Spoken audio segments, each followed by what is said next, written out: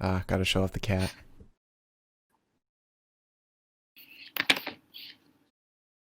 Alright, well, while Liz does that, thank you, Demonic Lad, for following. Much appreciated. Welcome, Milam. Welcome, Mike. Yeah, before we get into the podcast, I just want to say, while Liz is frustrated with things, I'll just say, I really wish we had watched AEW tonight. But we had no feasible way to watch it. We don't have any access to TNT at all. Nothing like that. Welcome, Kayla. Yeah. It's funny because we, long before this happened, Mark and I were like, I wonder if there's a way for us to, like, watch AEW or just, like, obviously NXT happens at the same time and we are a WWE podcast primarily, so it was like, maybe at the very least we could watch, like, older episodes or something like that, like how WWE has a network. Mm-hmm. But we looked into it in multiple ways, in multiple forms. I think the only way that we would possibly be able to watch any sort of AEW at any point would be to get a VPN. Or like stream it illegally or something, but this would be like the one show that we wouldn't want to do that. Yeah, I know that because AEW's website, you can stream it through Fight TV internationally. I said, but what about me? Yeah. What about me, Mr. Tony Khan?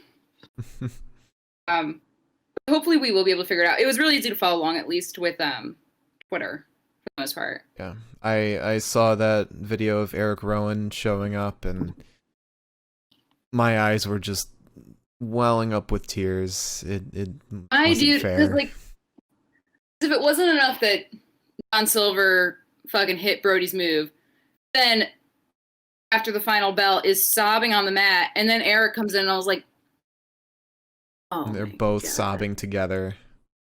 And I said, I was telling Mark, I was like, I don't like when men cry, because when a man cries in front of me, I'm like, well, this is it.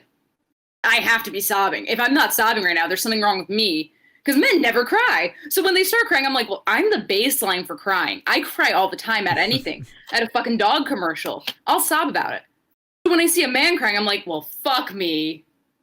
This is a deeper kind of pain. Especially like a massive man like Eric Rowan. I know, a man who looks like he could like fucking run through me and I'd probably be like cut in half. Atomized.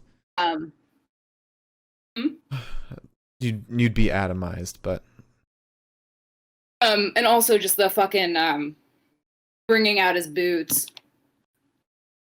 I saw that shit and I was like, yeah. Well, so long, cowboy. And everything with his son, just like giving him like the -1 belt and having him hit MJF. It is really funny to me that like Brody's son is so fucking, he looks so sweet and innocent and like he's so like fair-haired and lovely. And then I think of Brody Lee and I'm like, where the fuck did you come from? I'm sorry. Probably has all of his mother's genes.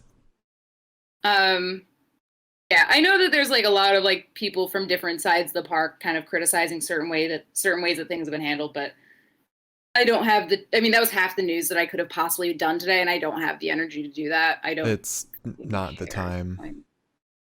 I think that what's nice is that there are a lot of people who are saying like it's literally, because I mean obviously Wednesday nights have been AEW versus NXT for a while.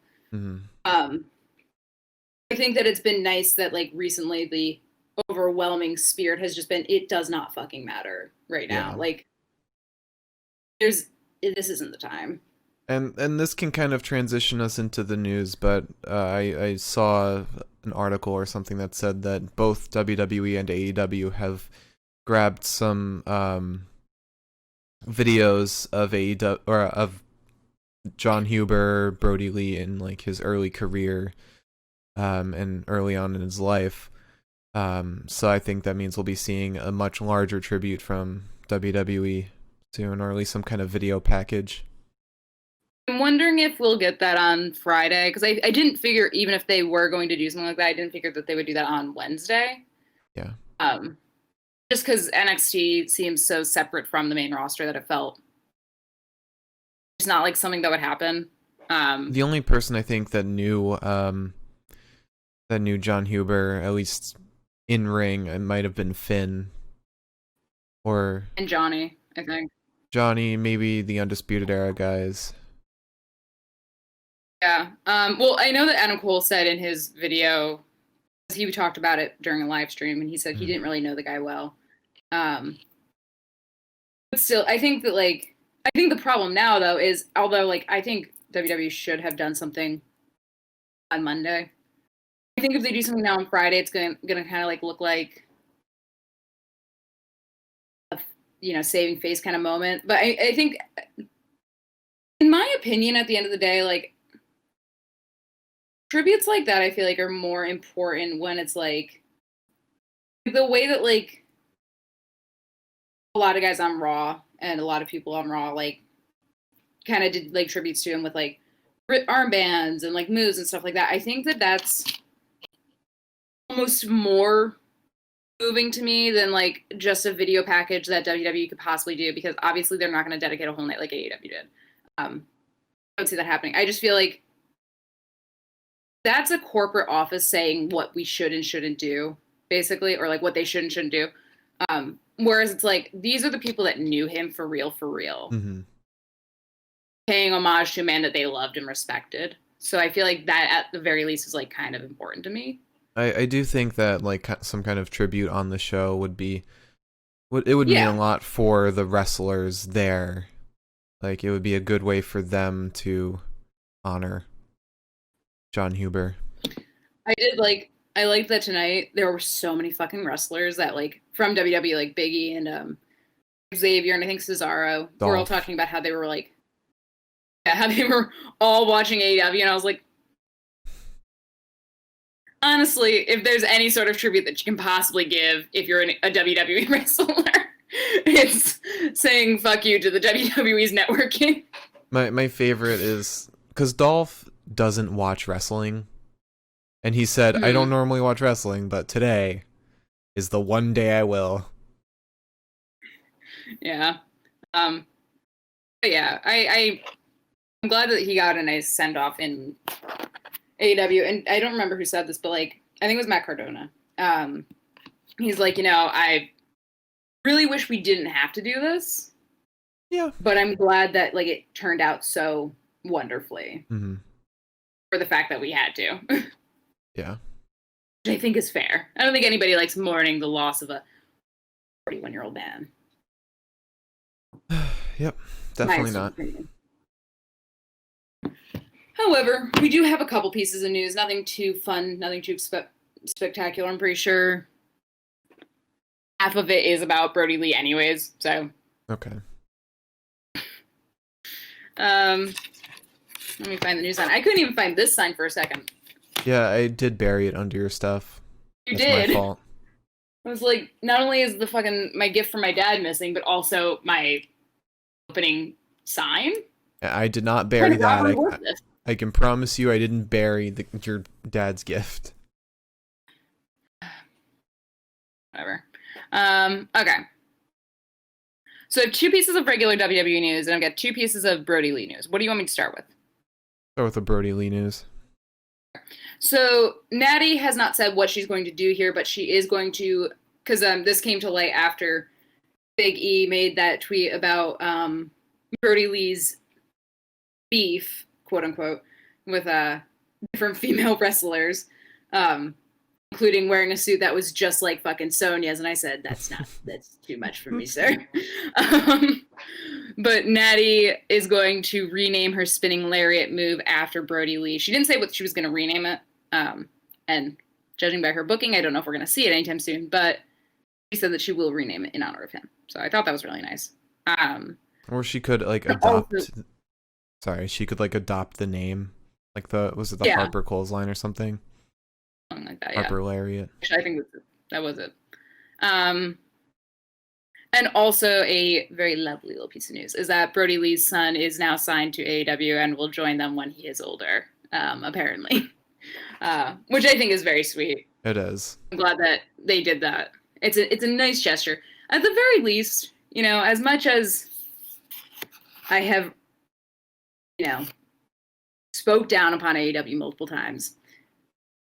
The very least, what I can say is that it seems like their back office is a little more empathetic than the WWE could be.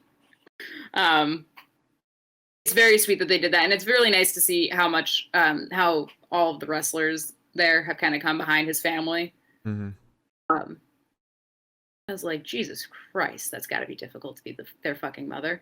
I just think that it's really sweet that like they've shown a lot of support, and that's probably the most important thing you can do at this point. Yeah, it seems like a family over there. Yeah.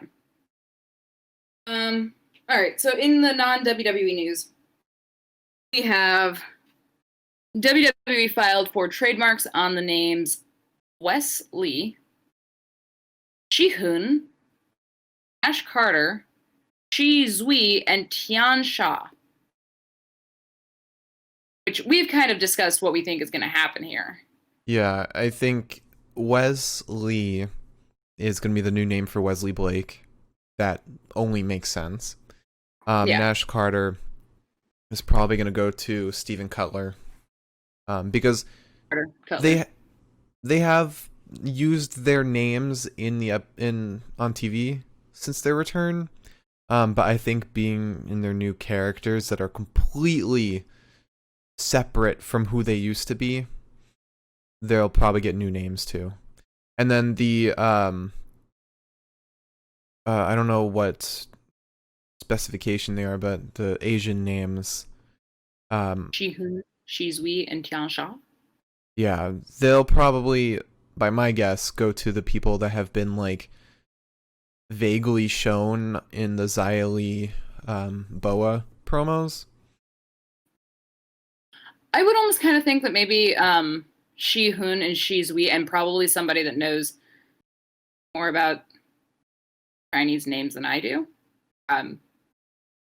might know where this goes specifically. But I'm wondering if, because like they've been more or less Stockholm syndromed over there in their more recent promos, I'm wondering if Shihun and Shizui might be Boa and Xia Li, because they start with the same sound. Mm-hmm.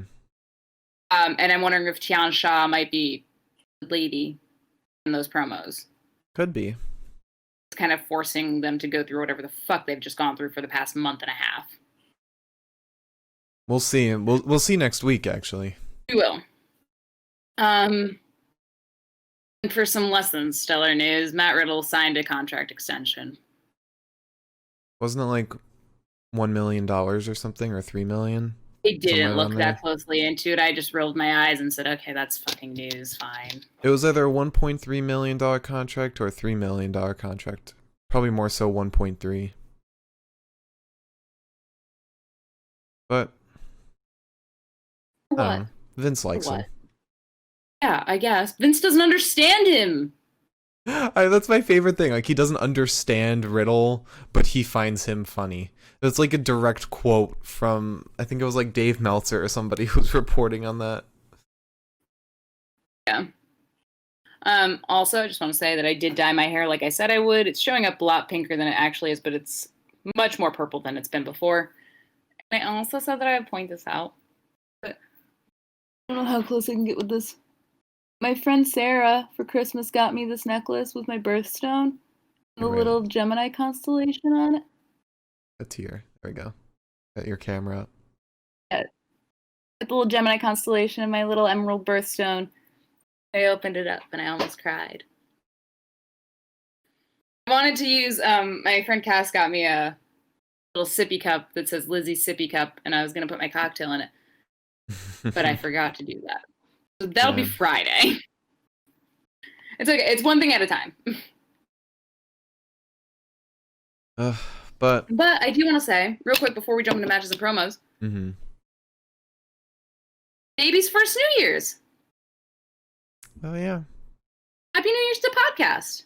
Happy New Year's tomorrow. Well, yeah, but this is technically our New Year's episode. I mean, things have been kind of sad and stuff, but like, I do want to point that out because I was really excited about that. Yeah. This sweet, stupid idea that we had in fucking June. 6 months ago.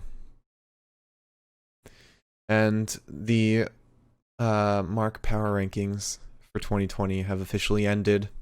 Or they will end once we crown our Wrestler and Match of the Night. I was going to say, I didn't know if you wanted to talk about that in detail yet. But we'll talk about all of the rankings once at the Mike Romies. Which, this Saturday. Saturday, 7 p.m. I'll be drunk. Hope you'll be there. It's so funny. I have not used this once since imploring the Velcro. Really? Because we haven't had a single... Because I think I did it the episode before we lost internet and cell service. We and haven't... then we were around for the next SmackDown. We haven't done the SmackDown podcast in 2 weeks. 3 weeks. We skipped 2 weeks, so it's been 3 weeks since we've last done one. And Milam said that's the fastest I've ever nailed the name of my own rankings. Yeah. It only took 6 months. It's consolidated now. I was telling my friend, because I had 2 friends over today, and we did a very COVID-safe thing out on my front stoop where I froze to death, but it was so fucking safe. So face masked, so incapable of breathing. However, I was telling my friend Sarah, I was like, yeah, because she watches wrestling. I was like, yeah, Mark and I have been, like, not really into Raw or SmackDown lately, but, like, on Wednesdays, at least we know we're going to be fucking entertained. So sad. Yeah. Anywho. Howie. Anywho, yes. We didn't start with any delay at all. No, I don't want to know what just happened. I assume you hurt yourself cracking your knuckles. But yeah, we just jumped right into it with Isaiah Swerve Scott versus Bronson Reed in a match we have no idea why it happened. We really did just jump right into this. I guess this was just kind of to give Bronson that push, because I don't think Bronson has anybody lined up to fight right now. And I don't think I have... Got it. We're good. We're Gucci. Oh, also, I didn't introduce our special guest host today. Kat. She's here. Lurking. As always. Mark's mother got her a set of 9 toys today. Or not today, for Christmas. Yep. One of them is a fucking silver foil ball that she is fucking in love with. Mm-hmm. We bought that cat so many fucking toys, and the one she's like, yes, is a fucking silver ball. She won't. There's a red one so too. simple. She won't touch the red one, but she only touches the silver one. It's not like the red one. I felt bad. I was putting deodorant on before this. I didn't want you to smell me through the podcast, and I didn't realize I was spraying it sort of in her, like, obviously under my shirt, but I was spraying it in, like, her direction, so the noise going at her. Mm-hmm. She jumped up and ran. I was like, fuck! And I gave her some treats. But I felt bad. Anyways, so Swerve versus Bronson. I had to make this segment kind of interesting. Also, hi, Kayla, and hi, Milam. I didn't say hi to you guys in the beginning. Demonic Lad's also here. Thank you for joining our little podcast, Demonic Lad. And Mike's here too. Demonic Lad and Mike. Love this. We got a full house. Hell yeah. Perfect for Demonic Lad. So we start with Swerve versus Bronson.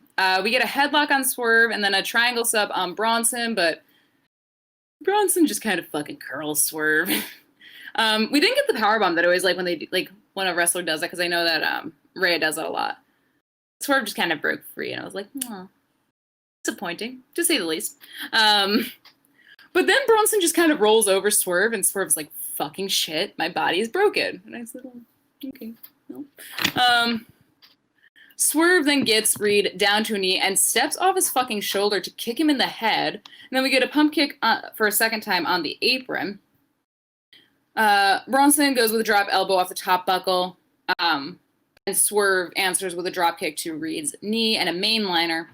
Swerve starts attacking Reed's knee. Bronson kicks him in the face and then just kind of fucking sits down on Swerve. We then have a clothesline and a set of elbows to Swerve, a choke slam, and a senton. And my fucking god, every time Bronson Reed does the goddamn tsunami, I just sit there and I have to like count my fucking blessings that I've never been in that position. Because that looks just absolutely fucking jarring.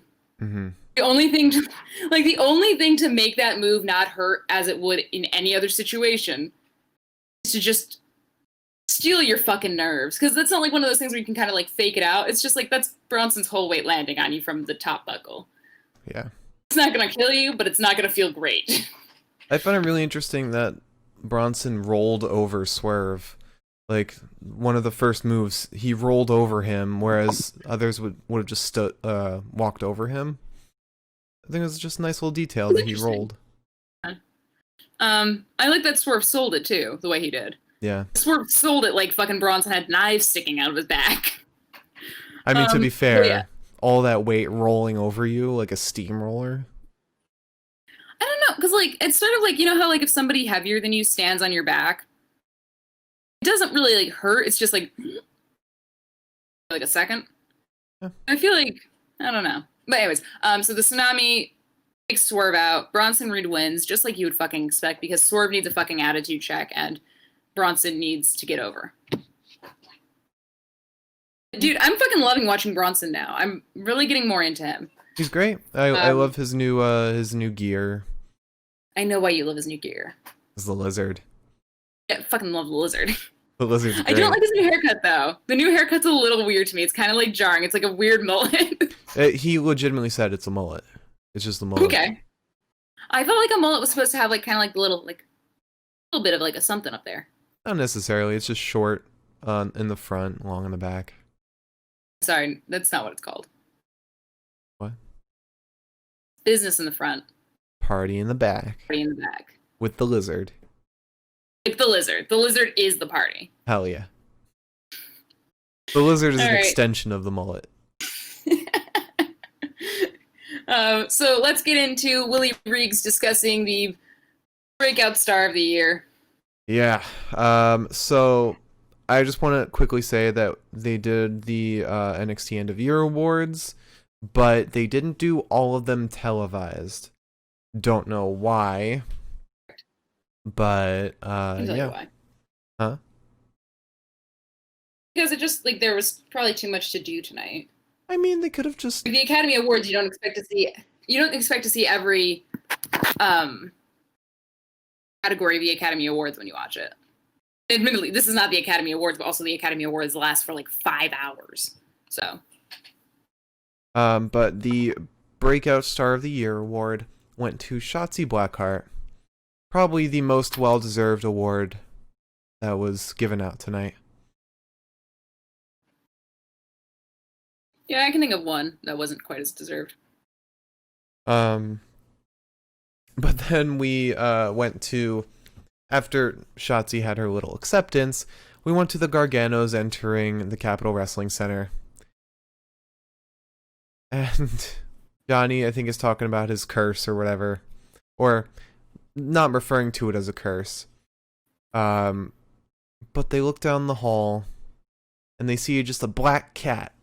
Just a black cat sitting at the end of the hall. No idea who it belongs to. It's just a random black cat roaming the Capitol Wrestling Center. Probably Dexter Loomis's cat. But Johnny takes that as a sign of a curse. And Milam says maybe Thatcher could have deserved the award too. Yeah, he did not start until 2020. He would have been one of the people that deserved it. I think maybe Dexter Loomis too. See, that's why I wouldn't be good at like. That's why I had you there when we were picking out the Mike Romy Awards, because I was like, I could just choose all of them. Everybody wins. Timmy Thatcher wins every award, even the ladies' awards, and Rhea wins all the awards too. Hell of an ass on him. Anyways, I like to think that the Black Cat is just William Regal's form when he is not on TV. When he's least expecting it. He just morphs. He's Salem the Cat. Oh. Tell me that you don't think that that would be Salem the fucking cat running a goddamn wrestling ring. When New Year's Evil is next week. Bring the fucking cat back. I need the cat a second time. Also, I need to know who this cat is. Yeah. I really hope that like they just pulled like everybody in the fucking like NXT crew and cast. Mm-hmm. They were like, who the fuck here has a black fucking cat? Because I really hope that they weren't just like, well, let's go to the fucking local animal shelter and just steal one of those real quick. Yeah. I hope that's not the case. I feel like that's not good business practice, though, so I'm going to assume it's not the case. Well, yeah, I think that's a safe assumption. Anyway. But then after that, we went to Breezango versus Grizzled Young Vets. We haven't seen them in so long that I completely forgot what their team name was. This was a hell of a fucking match, honestly, though, because their music started playing while Johnny was freaking out about the cat. My brain didn't accept a single fucking thing that was happening. I was like, this is a bop. I wonder why we're playing Tyler Breeze's music. And I was like, oh, y'all still wrestle, huh? Yeah. But it was nice. They Breeze and Fandango came out with Brody armbands. That was a nice little tribute. Black armbands. Well, I think they said Brody, but they don't normally come out in armbands, and this is something people pointed out. I assumed the black just meant that, but also if anybody has the interest, which I don't see why you wouldn't, if you go to Nick Nemeth's Twitter, Dolph's brother, Ryan Nemeth, I think it's Ryan Nemeth. Nick Nemeth Dolph is Dolph. Ryan Nemeth's Twitter. Yeah, Ryan Nemeth's Twitter. He posted a really awesome fucking like little blurb from a book that I guess he wrote from Brody Lee about training. And he spends the entire blurb. He was apparently supposed to talk about fitness. Spent the entire blurb talking about how Tyler Breeze was the worst trainer he ever had and just ribbing him incessantly. It is the funniest shit you will read in this dark fucking time. So I fully encourage y'all to do it. I probably retweeted it at some point on one of my accounts. So, anyway, let's jump in. This was a fucking match, by the way. It was. I think every match. This was a good fucking match. Every match except one was fantastic today. I don't know which one you're talking about, but the enhancement talent match. I really like this one a lot. Oh, that doesn't count. I don't really count those as matches. I don't think I took that many notes on that match either. Give me a second. Let me just crack open a cold one. Tonight I'm drinking a White Claw because I was nice enough to order them for New Year's Eve for Mark. And an ugly sweater Budweiser. I was nice enough to order that for me. Tonight I am drinking this empty glass of water. I have a lot of water. Okay, anyways. So we start with James Drake and Breeze. Breeze starts targeting the left arm of Drake. He tags Fandango, however you want to fucking say it. We haven't had to do this in so long. I'm forgetting, once again, what I decided on. Fandango stomps through the submission hold that Breeze has on Drake, sends some forearms into Mr. Drake, and then, like, cartwheels? I don't know how to explain this move. He, like, cartwheels right into James Drake, more or less. Like, I don't know what the fucking move was, but Fandango looked like he was doing shit that he has not done in a long time. A lot of his moves were different, and I fucking loved it. However, he is still very much like a cat where he's like, I need to get to the highest spot possible and jump off and probably fucking kill myself. I'm like, we not. Little request. Drake tags Gibson in. There is a massive fucking arm drag from Fandango into a headlock on Gibson. And then we're told, by the way, that the Dusty Rhodes Tag Team Classic is returning in 2 weeks. Excited, I guess.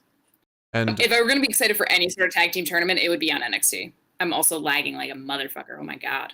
And the prize of the tournament is a chance at the NXT Tag Team Championship. Could this be because Pat McAfee is going to be off air for a while? Who's to say? Sorry, Oni and Danny.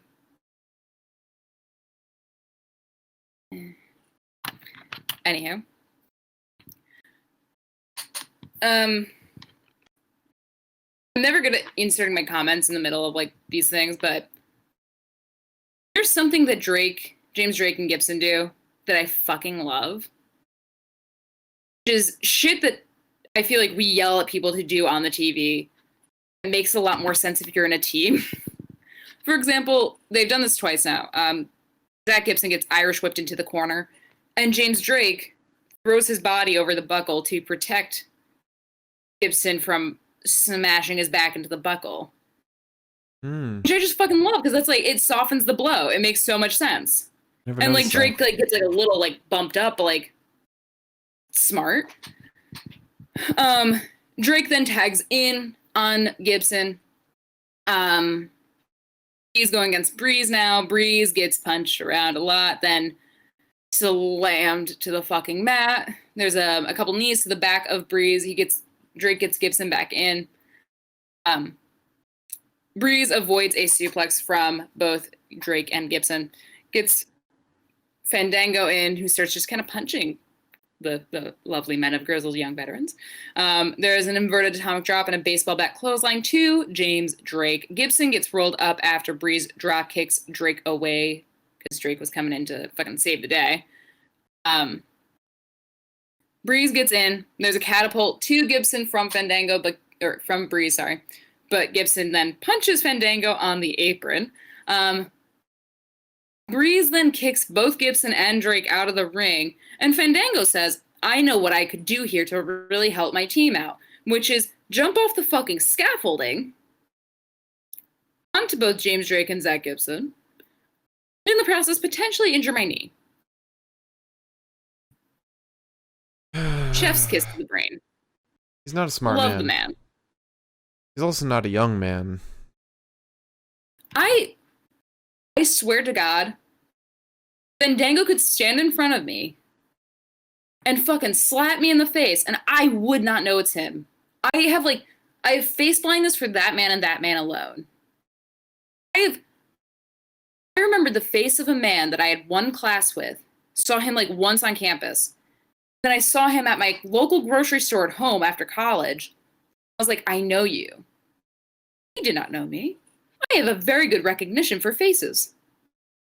Fandango is just some random everyman, I guess. That's the only way I can describe him. Unless like he was dancing in front of me, I'd be like, I got nothing. That was a very detailed way to say that he is unrecognizable. Yeah, that's fair. They fucking put a fucking wig on him in what was it? I know what you're talking about. I can't remember the name of it. Wrestling. It's something. It's like the old timey stuff. Why am I forgetting this? Can't remember. Southpaw Regional Wrestling. Oh, right. But they put a wig on him, and I was like, I have no clue who the fuck that is. Anyways, we still have a match to talk about. Yep. So Fandango,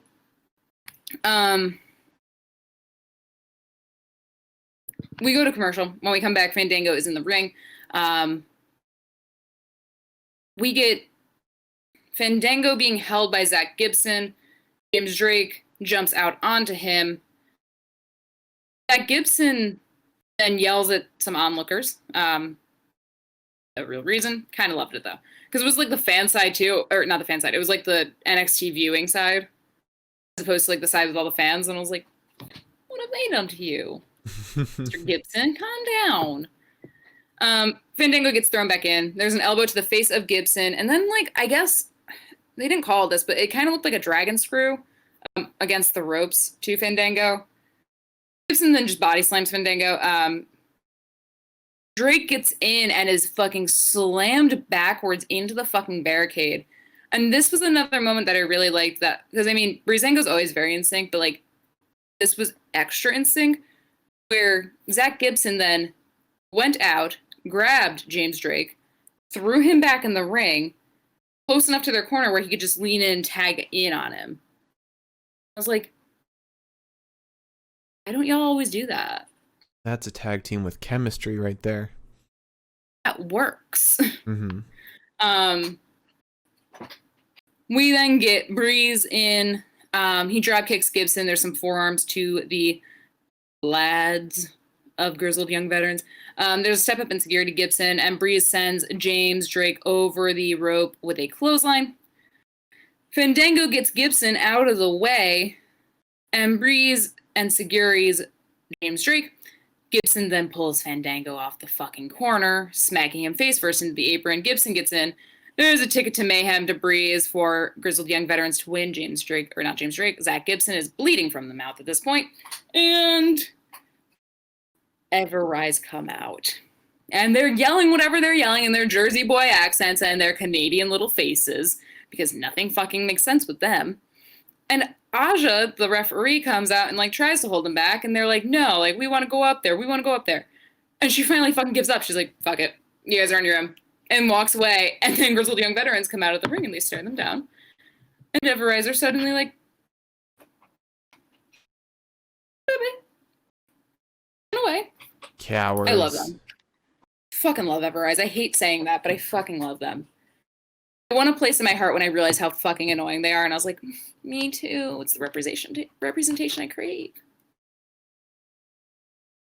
Can I quickly point out that you tweeted the live tweet without I didn't putting put the fucking link? Twitch thing, did I? It's the fucking second time I've done that! What happened? Did something fall?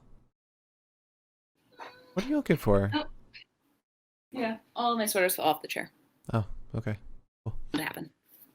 But after that, we had the Tag Team of the Year award, conveniently, which went to the Undisputed Era. And when they were accepting their award, Adam Cole made a quick announcement that was they will be entering in the Dusty Rhodes Classic tournament, and who will be representing them will be Adam Cole and Roderick Strong. Which, that's kind of interesting, because that leaves Kyle in his NXT championship scene, and Bobby Fish kind of nowhere right now. Like, is he gonna be in the North American scene? Yes. Can I make a comment? Yeah. It leaves Bobby Fish to be a 44-year-old man. Taking it fucking easy. Do you think he's gonna leave? Like, retire? I don't know if he would retire, because, I mean, when you're in a stable, I feel like there's room for somebody to kind of just be, like, fucking standing in the back. Or as, like, a coach. Mm-hmm. Yes. But I don't really see him retiring, because, like, he still has, like, he gets time. I just don't see him doing anything, at least in the near future, until Kyle's got the singles run, or maybe also Bobby's just not cleared to wrestle yet. Maybe. Because, I mean, like Edge was saying when he got injured, he said, I take so much longer to heal now. Like, it takes me so much longer than I used to, and he's younger than Bobby Fish.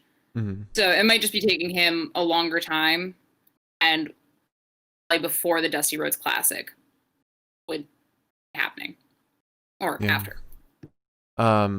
Also, I want to quickly point out, Milam said that Ruff won this year since tag teams were pretty low-key this year in NXT. NXT usually is such a strong division. I think they might stretch a little bit with the tag teams this time around, because they can pull, like, Johnny and Austin. They could pull, they'll definitely have Killian and Drake. They've got Imperium, they've got Grizzled Young Vets, they've got Everrise, they've got Legado, Undisputed Era. I feel like I'm missing Breezango. I feel like I'm missing some. Well, you got Everrise, Grizzled Young Vets, Breezango, Disputed Era, Joaquin and Mendoza, Killian and Drake. Lane and Drake. You said Everrise already, right? Yeah. They could do Austin and Johnny. If they really needed it, Austin and Johnny, Danny and Oni. Imperium. People that fucking have. Oh, well, they wouldn't be in it. They wouldn't be in it. Imperium. Marcel Bartel. But I mean, that's already a good handful of people for a 2-hour episode. Mm-hmm. And I feel like while it's fair that like NXT's tag division isn't like wild right now, I'm way more interested in their fucking tag matches than I really have been with Raw or SmackDown lately. Well, with Raw, maybe more so with Raw because Raw has Hurt Business and New Day. That's gonna get old. That's gonna get really fucking tiring. SmackDown has Street Profits, Dolphin Rude, and Shinsuke and Cesaro. Dolphin Rude have been fighting as singles. Yeah.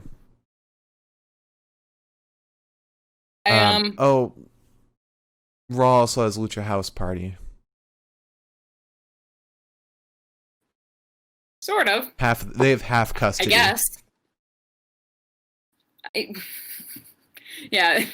And NXT has the visitation rights for Wednesdays apparently now. Yeah. Which, to be totally fair, can we give those two men a fucking nap? They're gonna be working Mondays and Wednesdays. To be fair, they have not been working very much lately. True. I guess that's fair. But after that, we went on to, oh god, another Xia Li promo. But this should be the last one. For a while, at least. It's another training montage where they're like using weapons and seem very energetic. Very different from normal. They don't seem like prisoners. The weird masqueraded lady blows some vape in their eyes. Lights a hell of doobie again into their eyes. And then they're released, I guess. They're free. They walk out into the light, finally out of the dungeon. And then it's revealed they will return next week. My thing is maybe it's kind of funny. What? I was just guessing that maybe Xia would interrupt in like women's title match or something, or in the Raquel Rhea match, something like that. Yeah. I hope she doesn't, honestly, because of the promo we got later on. But I think it's funny because whenever I get like a promo that gives me absolute fucking crumbs of a story for a month and a half, it seems now. Normally, Longer. like on the main roster, I'm like, this is whichever. Normally, I'm just like, when this fucking happens, I'm gonna be so annoyed by it because I'm tired of these fucking promos. I'm tired of these promos for sure. I'm actually fucking excited right now. Like, I'm excited because I don't feel like NXT is gonna let me down. Right. It seems like we'll actually get some kind of development from them. I'm really hoping that like Boa, does something. Yeah, I'm sure Boa kind of came in and was like, it's just because he like came in after like not having done fucking anything. So I'm hoping that we get wrestling Boa too, because I think that's just another person to add to the men's single competition, which is already fucking stacked. Yeah. Give me Boa versus Tim Tam Thatchy Dodge. Arms and muscles ready for the matchy match. But after that, we move on to Mercedes Martinez versus some random enhancement talent that I have no idea what her name is. The last addition to the Valentina power rankings. Feroz. I would need some kind of spelling on that because I don't know how that's spelt at all. I think her last name is spelled like Feroz, like Feroz. But Beth Phoenix said Feroz. So I'm guessing on that one for sure. I just know it's Valentina because Mercedes screamed her name 41 times. Okay. Anywho, I cut out all the fluff in this match because it was a 10-minute match, maybe, if that. There was a lot of fluff. And a lot of the fluff was Mercedes Martinez just screaming, which most of it was like, don't you know who I am? And it just reminded me of that bowling video, that guy that screams, don't you know who you are, I am? I was just waiting for her to scream that too. It's great, Mark. You should really look it up. It's fucking amazing. Okay. It is. It's one of my favorite fucking videos. If you haven't seen the Bowling Man video, just search Don't You Know Who You Are, I Am. Beautiful. It's fucking chef's kiss. Anyways, let's talk about the match. It'll take me 5 seconds. There's a kick to try that again. There's a kick to the midsection of Feroz, and then a forearm and a spine buster, and then another spine buster, and then Mercedes tosses her around like a fucking ragdoll, and then an air raid crash, and Mercedes Martinez, holy fucking shit, shocker of all shockers, wins.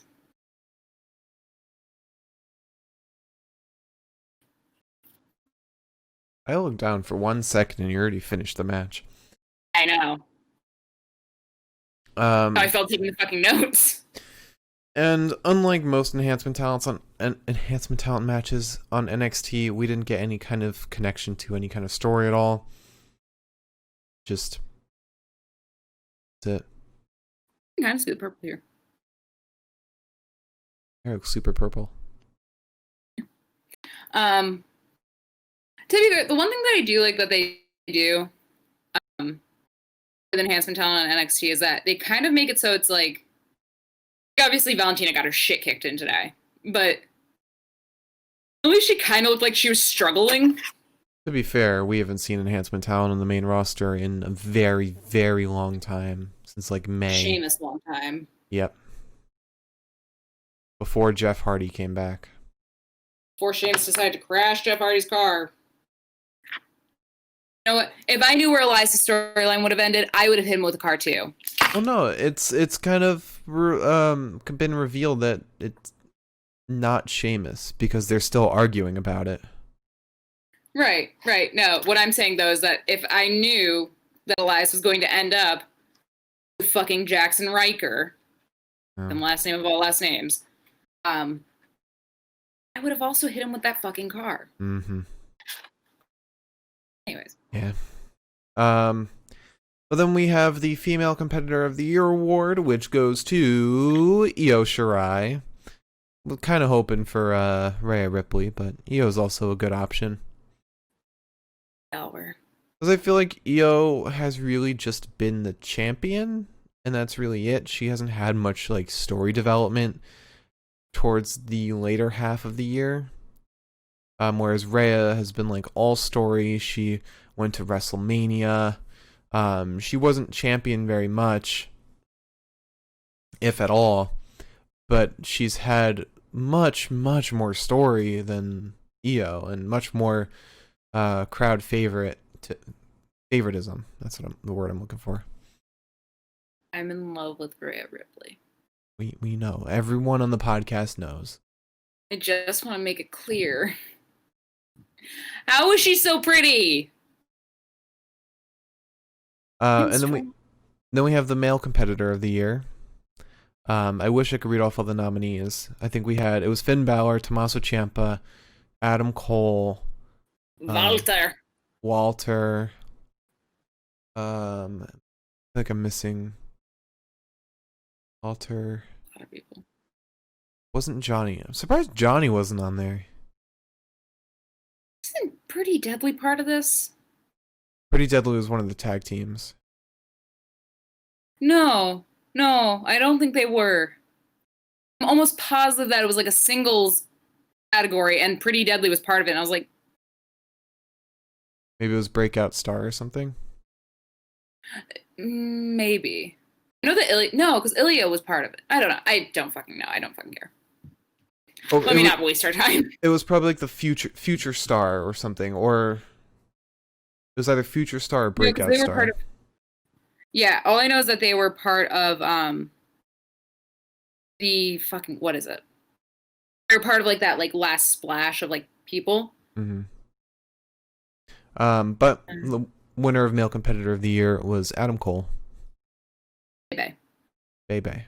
That's all he can Which, say. to be fair, when they won tag team, he said myself or Adam Cole Bebe.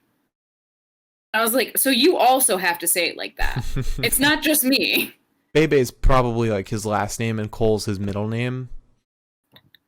I would love that. Adam Bebe. Okay, so let's see. Okay, so for best male competitor was Finn, Adam, Johnny, Keith, Walter, and Tommaso. Oh, it was Johnny, okay. Bootlicker. I would have picked Adam or Finn for male. That's probably For future star of the year, you're right. Sorry.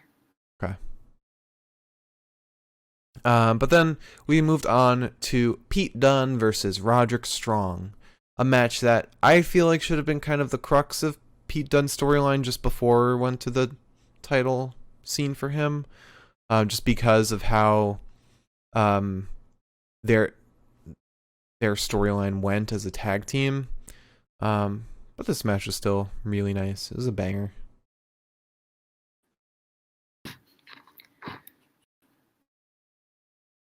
Sorry, did you mean Peter Dunne? Peter Dunne. I really like this match. I like getting to see Roddy fight because I don't think that we get to see him fight in the way that we know Roddy can very often. And not to say that like he has, because like Johnny has matches where it's like, that's not the Johnny Gargano I know. Roddy also doesn't get a ton of singles time or ring time for that matter. Back when he was fighting with Bobby, a lot of the matches just ended in like some sort of drama. So I do want to say that I'm very happy still the Undisputed Era is still together and not broken up like everybody fucking said they would be after fucking TakeOver 31. Look, okay, all of the pathways lined up to that. Just bumped my mic. I also expected them to move to the main roster after War Games. But who knows anymore? Who knows? I don't see it happening anytime soon. And no offense to them, I just also don't fucking want them to. I also tag team scene in the main roster is so shit, which is why they would move up. Yeah, that's why they would move them up. But I also expected them to push them up after Kyle versus Finn Part 2.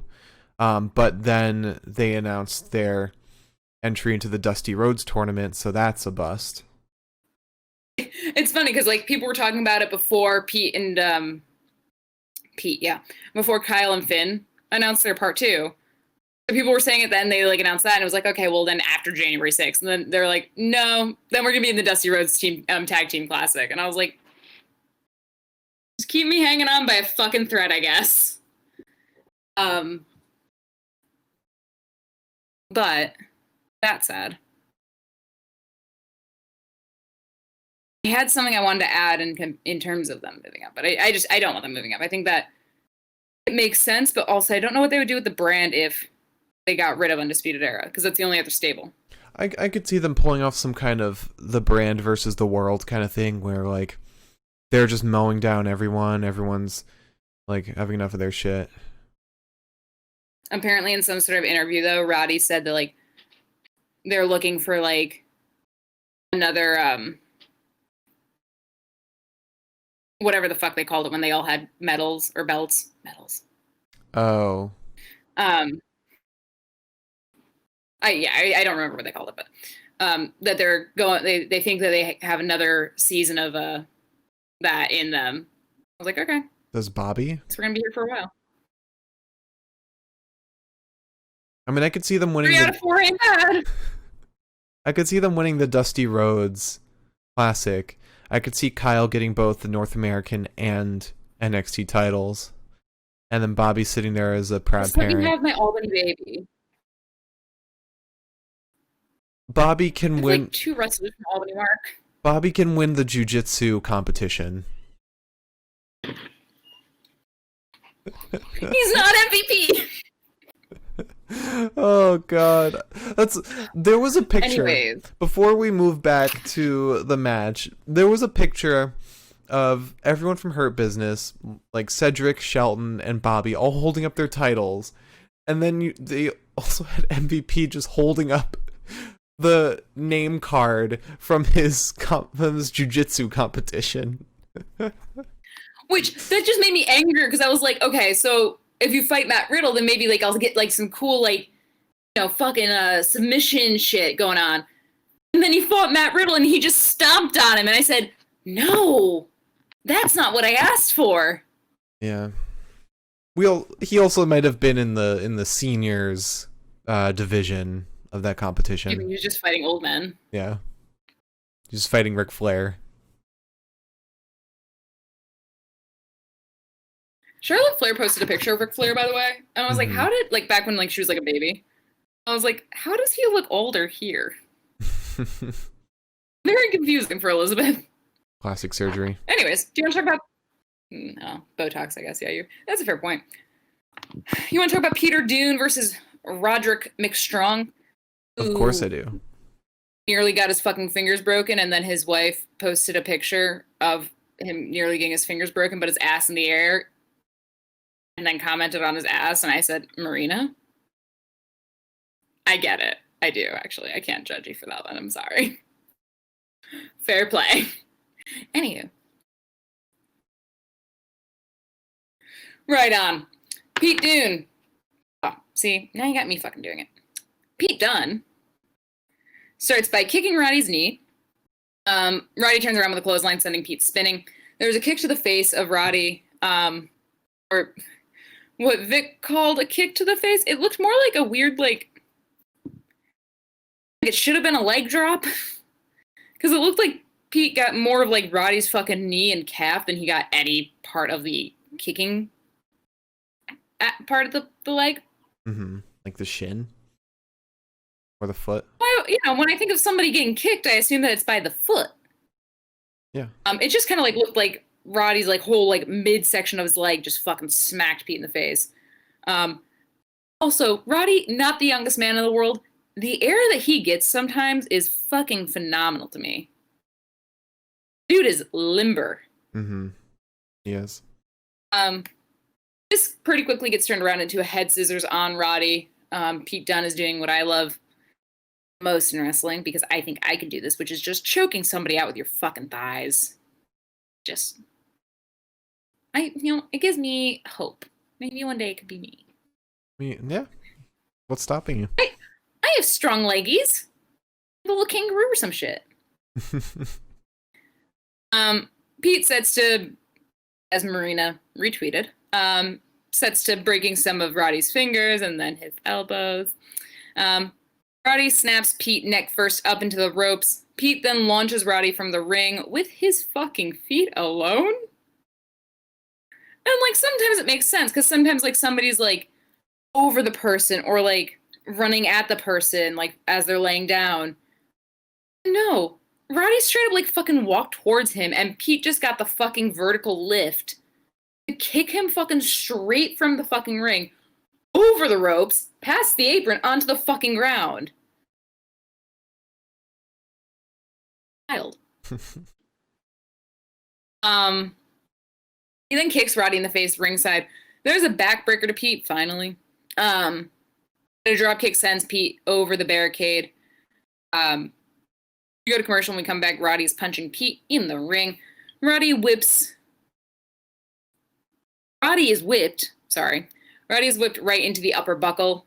Just fucking absorbs the whole fucking thing in his body. Then we get a submission hold on Roddy. He breaks out with his knees going into Pete's head. There's a kick to the midsection of Dunne and a backflip off the buckles from Pete. But Roddy drop kicks Dunne in the jaw, sending him into the outer fucking spheres of the fucking planet, dude. That was like a Rhea Ripley drop kick. Like, I had to like put my jaw back into fucking place after that. There's a clothesline and a body slam to Mr. Dunne. Mr. Dunne. Mr. Dean. And then some repeat clotheslines as well as a suplex to Dunne.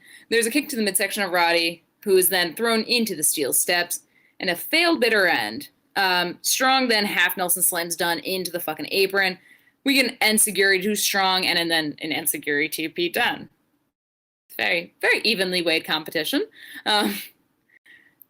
Roddy goes for the double underhook suplex, but is countered with a triangle sub, which is then countered with a backbreaker, which looked more like Pete's neck going down on Roddy's knee. Looked very painful. Dunne goes for the triangle sub again, but Strong punches him. Strong goes for the stronghold, but Pete Dunne's just kind of fucking dead weight. Sort of like when we have to lift the cat for pilling. She just kind of sits there. Pete then tries to break Roderick Strong's fingers again. And we finally get a bitter end to Strong for the win. Kind of saw that coming, but I was sort of hoping that maybe it wouldn't. I know I mentioned this already, but I'm really surprised they're not playing more into Dunne's and Roddy's history together. Yeah, it is kind of confusing because you would think that the history was with Kyle at this point. Like you would think that would be like what was the inciting incident there, but it kind of wasn't. Yeah, because like the moment where Roddy put Kyle or Adam on Dunne to get the win and eventually join Undisputed Era, you think that would be like a really big moment. This does, however, lead into, I think, I don't know what was up Finn's butt tonight. Finn was a petty little bitch this evening. This leads into the match of the year. But my fucking god, dude. Finn is like kind of grating on me, honestly, like because it feels like he is okay. I said that wrong. I love Finn, but did you go? Let me finish. I feel like how he's going about these promos feels like he's trying to fabricate some kind of feud with Kyle. It feels like he's trying to make up some beef with him. I think the frustration that he shows, the nastiness that he shows now is just, rather, the nastiness he shows is frustration that he has to fucking face Kyle again. Mm-hmm. I think that's where this comes from. Right. And Milo mentioned that he feels like Finn has dropped off since he's won the title character-wise. I feel like that could be said about anyone who's basically won a title. Like, Io's kind of dropped off. Finn really dropped off. The only one really hasn't is Johnny. Keith really dropped off once he got those titles. The thing is, and I think that the title fucking kills your character because at the end of the day, it's like, your character is the person that's going for the title or going for whatever the fuck you want at the end of the day. Mm-hmm. Once you have that, it's like, I have title and people will challenge me. Yeah. And I'll just act like I'm king shit. And, so I honestly feel like that's kind of why I'm, to say it now, because I was dreading it for a while. I'm kind of looking forward to Drew finally dropping the fucking title. I need something. Yeah. I can't just get my sweet man being pissed off at Sheamus and playing fucking chaperone. I also think something. It's Triple H and Vince kind of recognizing that people want to watch the challenger. They want to watch like their wrestler win the title. Except I think Drew is kind of the exception here because everyone kind of wants him to maintain the title. With Randy, at the very least, Drew did have a story. Yeah. And it was actually a pretty compelling story at that. The first half. The second half really fell off. But I think the first, like the induction of that story into all those fucking promos where Drew was like, dude, I got fucking fired for one thing and you've done so many things wrong and you're still here. Mm-hmm. So that made me sit there and I was like, there's a fucking point though, doesn't he? Yeah. I've said this before. I think story-wise, the feud with Dolph was better than the feud with Randy, just because of how well treated it was. It brought us Heath Slater, and a crucial character moment for Drew, and it wasn't completely milked like the whole Randy Drew feud was. I was gonna say, don't you think that maybe it might be your favorite one because we got maybe a month and a half of it and that was it? Exactly. I think that's why people love Jon Moxley's reign on AEW so much. It's because, I've said this before, he didn't have a single repeat challenger. So nothing felt milked. Everything was kind of original. I don't know how AEW does it. I don't know if they have a pay-per-view a month. Ilum or Mike, you guys might be able to clarify that for me. But if they don't, could there be reason to believe that a pay-per-view a month might be not ideal? Because at the end of the day, you really don't think that somebody's going to drop a title during a network, like regular old televised show.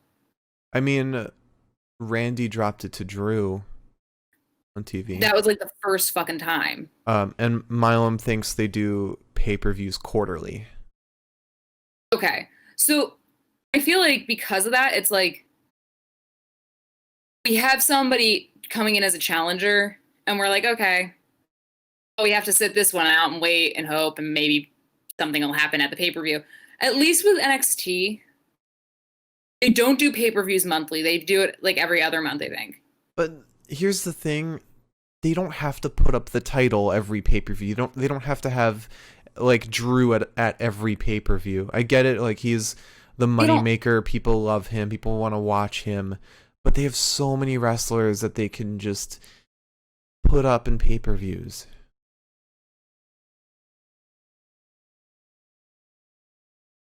I just think that's the crux of having a fucking championship title like that, where it's like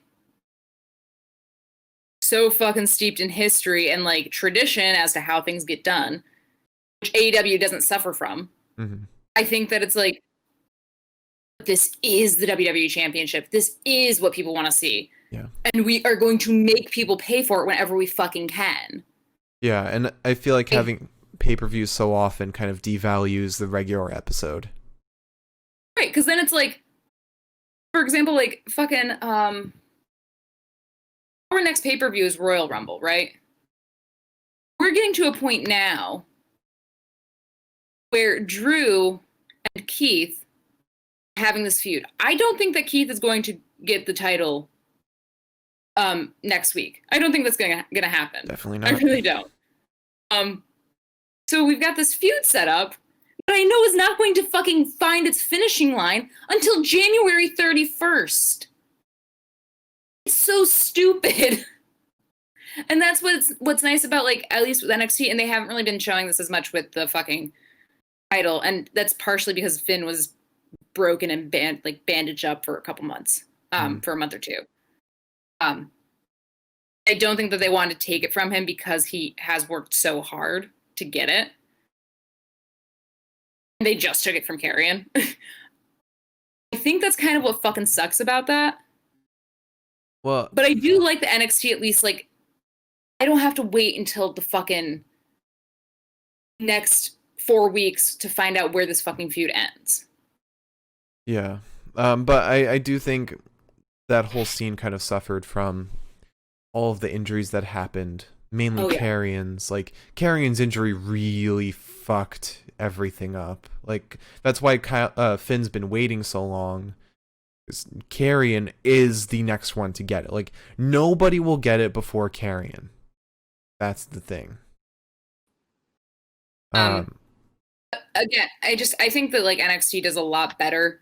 Even at their worst, I think they do a lot better than anybody else. But that said, I do think that they kind of fucking got cursed a little bit in that, like, Karrion fucking broke his body, and then Finn broke his own fucking jaw. It's like, well, yeah, here we are. Yeah, but meanwhile, it seems like EO doesn't get much love at all. EO doesn't get, like, a story. EO was going strong for a while. The last 2 months, she hasn't. I remember, like, there was a promo she had months ago where she was like, I don't know if I really want this title anymore. Like, it's just a bother at this point. I think you misunderstood what she said because the way she worded it was weird. I think more so she said, I don't have any problems with anybody right now. My only problem is this fucking title because people are coming at me for it. Like, I'm going to maintain it. Mm-hmm. But this is my problem. Right. Everything else, like Rhea's shit, fucking Raquel's shit, not my fucking deal. This is it, you know? Yeah. But, did we finish Dunne vs. Strong yet? Or should we still have to... No, we did. This led us into match of the year. Oh, okay. So, yeah, match of the year. I forget the nominees. I know it was the women's war games, the men's war games. There were like two parts to this. There was the 40-minute Iron Man match, or the 60-minute, whatever. There was the lead-in from that between Finn and Adam, Kyle versus Finn, Walter versus Ilya Dragunov, and a bunch more. The Tommaso Johnny match. I can give all of them right now. Okay. So men's war games, women's triple threat at In Your House, tag team ladder match at TakeOver UK, Fate versus Devlin, men's triple threat in NXT against Bronson, with Roddy and Johnny, I believe. Fight Pit. I cannot wait to get a fucking another one of those next week. Mm-hmm. Fatal 4-way Iron Man match, Cole versus Balor, one final beat, which was Johnny and Tommaso. O'Reilly versus Balor, Lee versus Cole, NXT TakeOver 30 ladder match with Velveteen, Damian, and Johnny, and I believe other people. Cameron, whatever. Shirai versus LeRae at Halloween Havoc, and Walter versus Dragunov, which I am fucking shocked that did not win, honestly. And the winner, that was like lauded as like the best fucking match of the fucking year. Yeah, that's what everyone was saying. But I think purely because this was broadcast on American NXT, the winner, in my opinion, which deserved this win, was Kyle versus Finn. And Mylam said, thank God that Iron Man didn't win. That was disappointing. I think Iron Man matches in general are disappointing. And I just want to say, I was watching Up Down Down's Battle of the Brands video, where they did like an Iron Man match as one of their matches, and Xavier Woods said that Iron Man matches for like the first 30 minutes or something, you got like nothing really happens. Everything just happens in the last 10 minutes. That's when everything happens. I think I really like the Iron Man match. I think the reason why I really liked the Iron Man match was because I thought I knew how it was going to end. Mm-hmm. And when it didn't end like that, that's when I was like, oh. I got like actually very excited. However, it's a fucking haul for wrestling when you know it's going to be a 40-minute match. Like, for example, like an hour-long match, sorry. I was going to say, but for example, like with like something like AJ Styles and Daniel Bryan, where that was a 40-minute match. It was not like any point where I was like, Christ, what fucking time is it? Yeah. I was like, oh my God, it's been 40 minutes. I think when you know, too, that it's going to be a fucking hour long and everyone else knows it's going to be an hour long, you're like, so what do we fucking do? Yeah, I think a lot of it also comes down to like a regular standard sanctioned match is like, it's until one person pins. But with an Iron Man match, you know it ends at the 40-minute, 60-minute, whatever minute mark.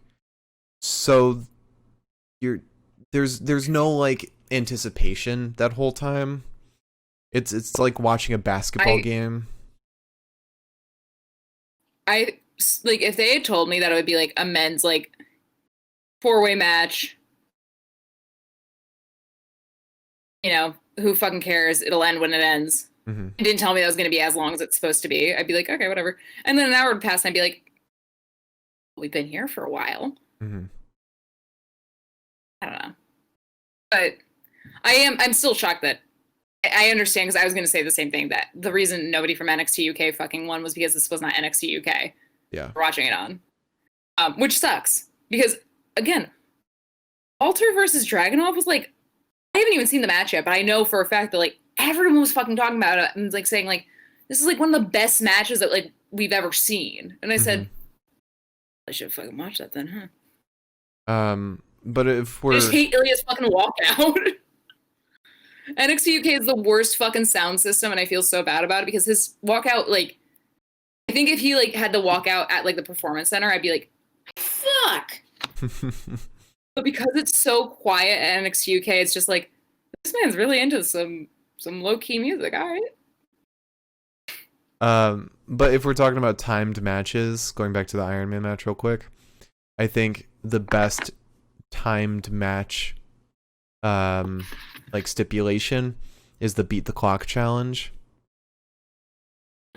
That's like a really fun one. Like I was watching earlier, it was just posted on the WWE YouTube channel. Batista versus R-Truth.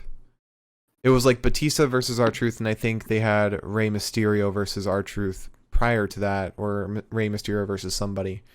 And it was just so fun to watch. And when we had fucking, what was it, Sasha Banks versus Naomi, and then Bayley versus Naomi, that was super exciting. But going back to our scheduled event. Oh, yeah. Real quick. MJF is the worst fucking heel, and I love that for him. Why? Because MJF just fucking, or he tweeted 2 hours ago, fuck that kid. Well, okay, so this is also the guy who's known for in meet and greets flipping off kids that are taking pictures with him. I know, I totally get it. It's just I accidentally just turned on or opened up the Pinfall Podcast Twitter, going to mine. Mm-hmm. I was just like, he is me as a heel. I feel like he's gonna be like a really nice guy though, like eternally, to be that much of a dickhead. I'm sure, yeah. Anyways. But yeah, Finn goes up to accept the award, but says he doesn't need it. He takes Kyle's, even though they're not marked at all. Weird. They have no names. And he Poor goes. Willie Riggs is just sitting there like. Yeah. He goes out to the ring, but he runs into Pete on his way back, and they're having a conversation, and someone in the crowd just screams, "What?"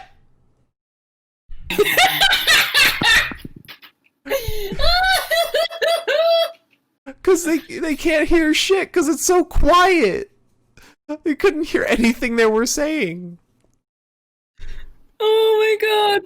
The best thing is that the only part that I heard really was straight up Pete Dunne says to Finn, I hope you saw that, mate. And Finn just says, nope. I just love the idea of Finn walking out there and being like, you just fucking fought? What? I wasn't there for that. Obviously I didn't fucking see it. I just came from backstage, dickhead. Oh my god. The man screaming what was too much. And the funniest part is like that's a crowd of like 10 people, 20 people. Like they can easily point out who that was and just kick him out. Like that person has a lot of guts doing that. I really hope that it's from like the NXT like viewing side where it's like just like a couple people from like cast and crew. I hope it was just being like, this is fucking ridiculous. I hope it was Wade. No, because that would have been more of a walk. Oh, Vic then. Yeah, there we go. Poor Vic with his fucking spray tan, by the way. My god, dude. Looking like fucking Pete Dunne out there. Everyone on NXT is getting spray tanned. It's just so funny to me because like you get like people like Kyle and Finn that are pasty as shit. Then you get Pete Dunne from the same fucking place as, more or less the same place as Finn. Mm-hmm.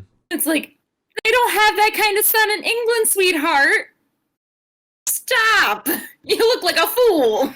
Real quick. And then you get Drake words, but she's just a little fucking tangerine anyway, so. Milam said that Finn and Dunne will be a sick match, and I 100% agree. Can't wait for that match. Well, Finn and Dunne would be one of those matches where, like, you sit back and you're like, are they dead? They die. That's the kind of match, though, that would have to be, like, no stipulation, just a standard sanctioned match, because any stipulation would probably ruin it, like we had with Kyle and Pete. Yeah, that's fair. But after that, Or we Fight had... Pit. Oh, Fight Pit. That'd be sick. Fight Pits. We had Finn out in the ring, calls out Kyle, is fabricating this feud. Kyle comes out. They start talking, yada yada yada. Then Karrion comes out. Scarlett actually does a lot of talking for once. Normally it's just facial expressions, hourglass, and everything. Yeah. Half of the fucking talking was not in a language I knew. She did. She made a curse on somebody. It was probably Russian, but same diff, really, at the end of the day. Russian's a curse language. I can't tell if it was like Russian or if it was like German. Slovakian. Yeah, they're both pretty. It wasn't German. Both pretty fucking angry. I know for a fact it wasn't German. None of that sounded German at all. True, there wasn't enough. Oh God, they used that same language in Lovecraft Country, and I can't remember what that language was. I think it's some kind of Scandinavian language. I can't remember. Oh, she might be Swedish. She's like got that pasty. I mean, I don't think that hair is natural though. It might be Swedish. It might be. That's the country of neutrality, baby. But yeah, Karrion comes out and says TikTok, talking about how he's an influencer and everything. Love that. The camera zooms out just a little bit, and you see Damien just planted over Karrion's shoulder, and I had a heart attack when that happened. He's just staring at Karrion over his shoulder, and they just break out into a brawl. Kyle and Finn disappear, and they fight all over the Capitol Wrestling Center. Knock down a ton of shit, break tables. They eventually get over to like the side area behind the curtain. They both fall over into tables, and Scarlett's just sitting up on some boxes laughing, but she seems kind of concerned. It's like that kind of laughing, like the nervous laughing you do, because she kept glancing down at them. She was just like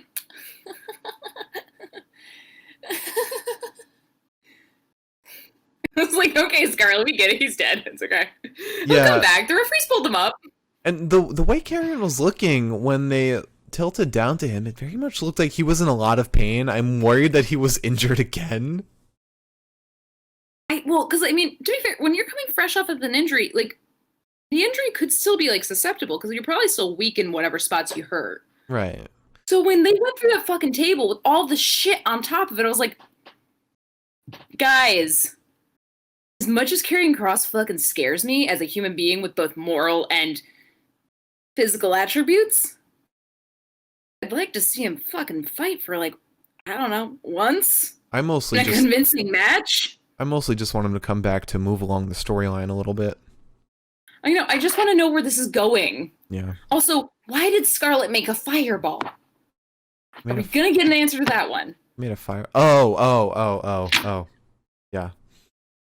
I thought you were talking about today. I was like, when did that happen? But then we had, oh boy, we had a promo with Rhea Ripley, where they walk through her entire past with Raquel Gonzalez 1 week before New Year's Evil in their match. Holy shit, this was like one of the most emotional promos we've ever seen. I was like on the verge of tears. And that wasn't taking into factor all the Brody Lee stuff. It's a Cancer Moon. That means nothing to me. See, that's my outside of me PMSing. That's my reasoning for every other reason I've been crying constantly, barring every other fucking circumstance as of lately. But no, like this fucking promo, dude, fucking broke me. They got matching Not in a way I thought would be tattoos. fun. Which, to be fair, I am sure that they're still best friends outside of wrestling. I am sure of it. However, I don't know. Maybe it's because like I just had to deal with something very similar, right? Maybe it was that. Maybe it was like stirring up those old feelings just as a good old Cancer Moon is known to do. At the same time, I was like watching and they had like the sad music. And from the get-go, when I knew this was going to be a match, I was interested. Bar none. Because these are two big fucking scary ass ladies that could probably rip my arms off, and I love that. I was excited for this match to start with. I didn't really know a ton about their past. But then I saw this and I was like, whoever is making the fucking promos. This seemed very last minute, honestly. Like, whoever's making the fucking promos for NXT needs to start talking to the people up in the fucking main roster, because if I didn't care about this match before, after this fucking promo, I'd be a fucking, like, robot to not fucking care. This hurt me. And the most clever shit, because the matching tattoos they got said RNR. RNR. And the final graphic was RNR. They removed the first line from the N and made it RVR. That was the most clever, creative shit I've ever seen on NXT. I loved it. I lost my shit. Mm-hmm. I lost it. I don't know where it went, because that happened and I said, oh my god. My soul has been consumed and then spit back out by the WWE machine. Thanks. Also, did not know that they were... hurt. I didn't know they used to be a tag team. Yeah, now that I know that they used to be a tag team, I'm kind of fucking mad, actually. Yeah. Because,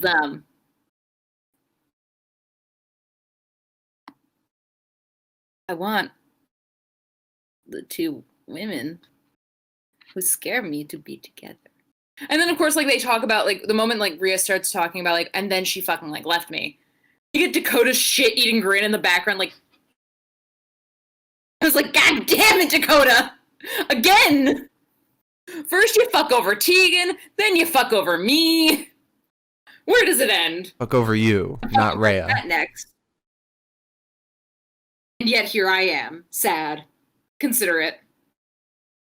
Anyway, Also, no. Rhea cutting that fucking promo and sounding like she was on the verge of fucking tears.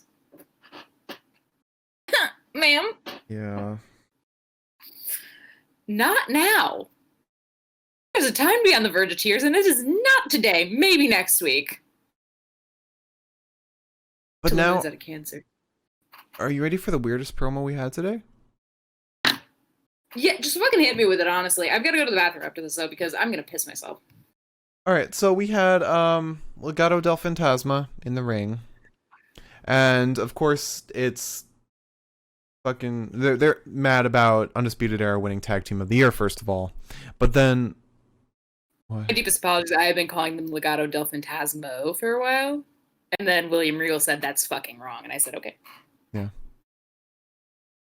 But then Santos just goes on and on about how he's beaten everyone for the Cruiserweight title.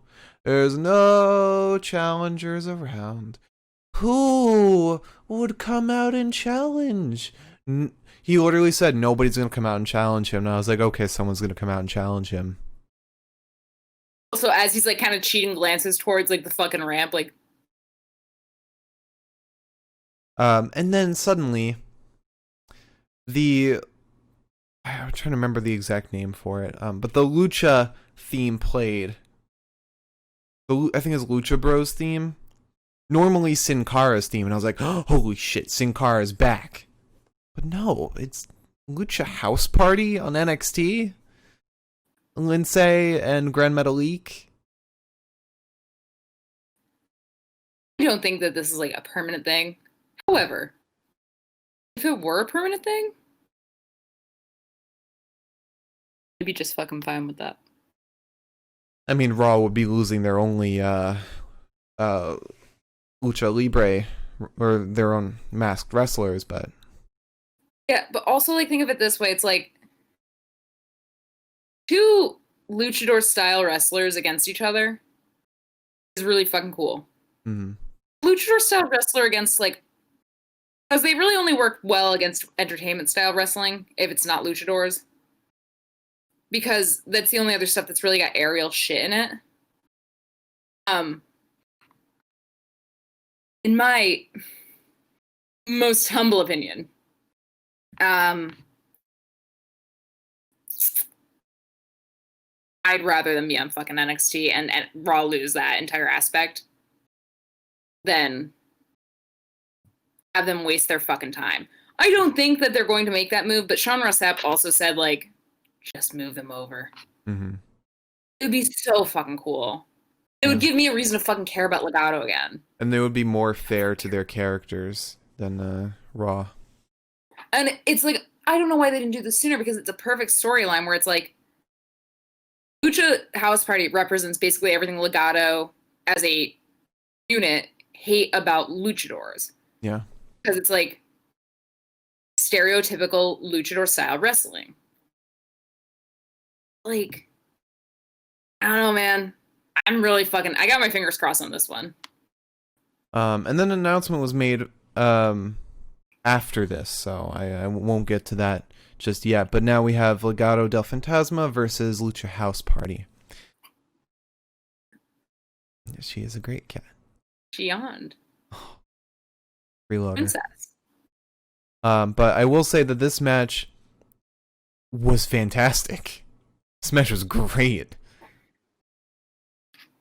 If this is the shit we're gonna get, once again, I will cut whoever the fuck needs a check some money from my bank account that doesn't have that much money in it right now, but I'll give it to you. Just to make this happen. Because you can't even find a check that was given to you. I can't even cut a check to the people I fucking live with.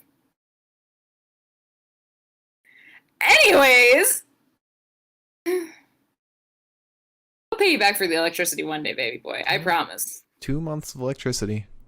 I'm so sorry. Maybe 3. I'm so sorry. Next paycheck. Just Says it about this one, but then the rent came in. Anyways, do you guys all like listening to our personal problems? I hope you do. You want, we have a match. What now? A match. Fight. Wrestle. You Wrestle. want to fight? Wrestle. Wrestle? You can go wrestle. From fists up. All right, so we had Legado del Fantasma versus Lucha House You don't Party. have notes, you silly man. Lucha House Party 1 was dropped everything, so I'm going to skip this match and tell you it was just a great match. And I'll just say, the next promo we have is Future Star of the Year. I'm going to just cut to my cam real quick so you can't see Liz's embarrassment right now.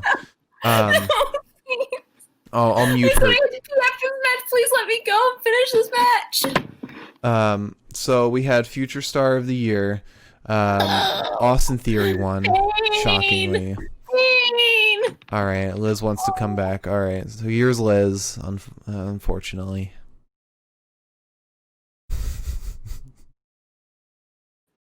My phone, the end of it was sitting off the ledge, and I accidentally smacked it. I just thought I could catch it. Didn't happen. Man. Pete's is staring at you, by the way. She is giving you an evil glare in the background. She looks like a fucking horned owl when she's mad at me. I just half expect her to sprout fucking wings and fly at me with her talons. I cut to your cam and it looks even worse zoomed in. I love you. She's Okay. judging you. She's not moving at all. Yeah, I know, it's kind of fucking horrifying. I don't think her eyes are actually open though. Oh, no, they are. Here. So, we start with Wild and Grand Metalik in the ring. Okay. It was it was one of those matches where, God forgive me, Drake Wirtz jumped into the ring after the promo ended, and he was like, "It's a tag team match now," and I was like, "I don't think you have the fucking room to say that, you asshole." Anyways, it was like a little discordant at first, but we started with Wild and Grand Metalik. Grand Metalik kicked Mendoza in the stomach because he was still standing in the ring. And then we got a flying head scissors and a cover on Wild. Grand Metalik, for as much as we kind of like shat on him for a couple months after SmackDown at the time went live, his head scissors have gotten really fucking good in the last 2 matches. Like, they've connected. Never forget when we were talking, the podcast episode we were talking about how much he was botching. He liked our tweet about our match of the night. Never forget. I've never felt worse. To be fair, we chose him at the end of the day, though. In theory. I think so, or we chose his match, one or the other. Because I think it was. First of all, it was SmackDown, which the bar is really low, but it was Grand Metalik, I think, versus probably Cesaro and Shinsuke. Yeah. That happened, and I straight up was like, I'm gonna peel my fucking skin off and just walk out in my fucking meat suit. Anyways, so yeah, his head scissors really have been fucking phenomenal lately. And in the sense that like they connect so well that I can't see the other person jumping up. Which we could see a lot with Cesaro. And probably I also think that there's something to be said about somebody that's Grand Metalik's height doing the flying head scissors to somebody that's Cesaro's height. I think that there's got to be a lot of extra strength there to push somebody off the ground in theory. So, but it's been looking so much better. There's a boot to the jaw of Wild. Lindsay gets in. The fucking Hurricane Rana to Wild. Mendoza gets tagged in. We get a springboard moonsault onto Mendoza and then some nice little chops. He goes to do the springboard again, but Wild, or not the springboard again, sorry. He goes to spring off the fucking ropes. But Wild grabs and holds onto Lindsay's legs while Mendoza drop kicks him in the midsection. They don't like to call it the tummy on NXT or any main channel wrestling matches. I like to call it the tummy. Probably because midsection applies to the stomach, the pelvis region, that whole area. The tummy. They probably can't say like, it kicked him in the dick on TV.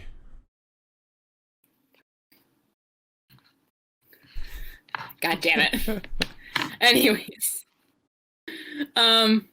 Wild gets in, splashes down on Lindsay. Mendoza right back in. Does the same thing. We kind of, as Santos fucking gestured, it's the round and round as they do. But finally, Mendoza got in. They did a team suplex onto Lindsay. There's a boot to the jaw of Wild and a crossbody from Lindsay. Grand Metalik gets in. Mendoza gets in. Super kick to the jaw and a reverse sling blade to Mendoza, which Wade mistakenly called something else that was like 50 words long. Vic's just like, yeah, a reverse sling blade. And I was like, thanks, Vic. Glad you're here. He calls it like a spinning upside down face smasher. No, it was face smasher. He said face smasher. Because I was like, that's not what it's called, Wade. It's not a face smasher. Wade used so many words, and then Vic was like, reverse sling blade, and I was like, oh, there we go. That's what we were looking for there. Oh, God. Anyways, Lindsay gets in. There's a super kick to Mendoza from Grand Metalik. Lindsay slaps Mendoza. Grand Metalik gets back in. We get a Hurricane Rana to Mendoza from Grand Metalik and a crossbody from Lindsay. Then we get a head scissors off the apron to Wild from Grand Metalik, looking just fucking impeccable. Lindsay gets an inverted Hurricane Rana onto Mendoza. We get a drop elbow to Mendoza from the top rope, and Lucha House Party wins. Where before we knew where this was going for real, which we found out at the end of the night, I straight up was like, I get this wonderful match just for them to probably bury Lucha House Party on fucking 205 Live, because that's where the Cruiserweight title lives. And then they said, no, we're actually burying 205 Live and bringing the Cruiser title over here. Honestly, do it. Please bury 205 Live. It's a pointless fucking brand. I feel bad fucking saying it, but also at the same time, they are doing that because, like, they do a lot of, like, cross-brand promotions. Mm-hmm. And by that, I mean, like, they promote. But NXT is, like, such an entity unto its own self that it's so weird that they give that the light of day. 205 Live, I would not fucking know about it if it were not for you, Mark. I would have no clue about this because I forget that it exists half the time. Mm-hmm. Also, if I don't want to watch 3 hours of wrestling, what makes you think I want to watch SmackDown and then 205 Live? Which SmackDown, by the way, is by no means at this point in time a convincing reason for me to continue to watch wrestling. And also, you would have to go from watching SmackDown on TV on Fox and then switching over to the WWE network to watch 205 Live, and that's a lot of back and forth. Can I take a quick bathroom break? Yeah. Thank you. And I get a chance to go to the bathroom before the call. Okay, that's fine. While you're leaving, Milam, you said that Main Event should battle 205 Live for title of the most useless, forgotten WWE brand. I can defend Main Event here. Main Event is a way to just get main roster wrestlers to wrestle when there's no place for them in main episodes. Or I guess it's just Raw at this point. They don't really have SmackDown people on Main Event. But it did really help for when they had leading up to the Ricochet Mustafa feud that's going on right now. They had a couple matches between them on Main Event, and it kind of helped sell their like friendship and what a match between them would be like, stuff like that. But 205 Live 100% is completely pointless. It's the dumbest brand because A, it's all men, and their exclusive title that they were supposed to have is now mainly on NXT. So they now don't even have their own title. They have like 2 matches every week. And all of their wrestlers are on NXT anyway, so why not just dissolve it completely and bring them to NXT? There's no point in 205 Live. That's my point. Welcome back, Liz. I did not realize how much I needed to pee until I went to go to the bathroom. I do also want to make a point, and I don't know if this is a valid point or not. You can kind of judge it for yourself. I obviously don't know how much main storyline stuff happens on AEW Dark. But I am kind of the mindset that maybe it's also not like beneficial for WWE to have NXT and Raw on USA, SmackDown on Fox, pay-per-views and 205 Live on WWE Network, and Main Event on Hulu. That's so much shit that you need to like have in order to watch all of the shit. We're lucky. We're lucky that we have it because like just circumstance. But it's a lot. I've been saying this for so long, but WWE needs to put all of their content onto their streaming service. Just put everything on there. Stream them live on your streaming service. Keep them on TV. I don't care. But you need... Maybe you'll just like put them on the streaming service like the next day or something. They need to keep more like focus on that. Put Main Event right on WWE Network. Put 205. Well, it's already on there. They gotta just focus more on that. So I don't think that AEW Dark is behind a paywall. It's not. It's just on YouTube. Right. Okay. So that's the thing that I like kind of like throws me is that it's like AEW only has one moneymaker really. They have first of all, they've got a massive fucking roster. And admittedly, maybe there needs to be more done with the women's roster. I've heard that criticism a million nine times. But aside from that, and that is not to discount what the fucking WWE needs to do with their fucking women's roster, but that's a different story for a different day. That aside, it's like if AEW can kind of make it work on TNT, maybe, just maybe, it doesn't need to be so fucking spread out for WWE.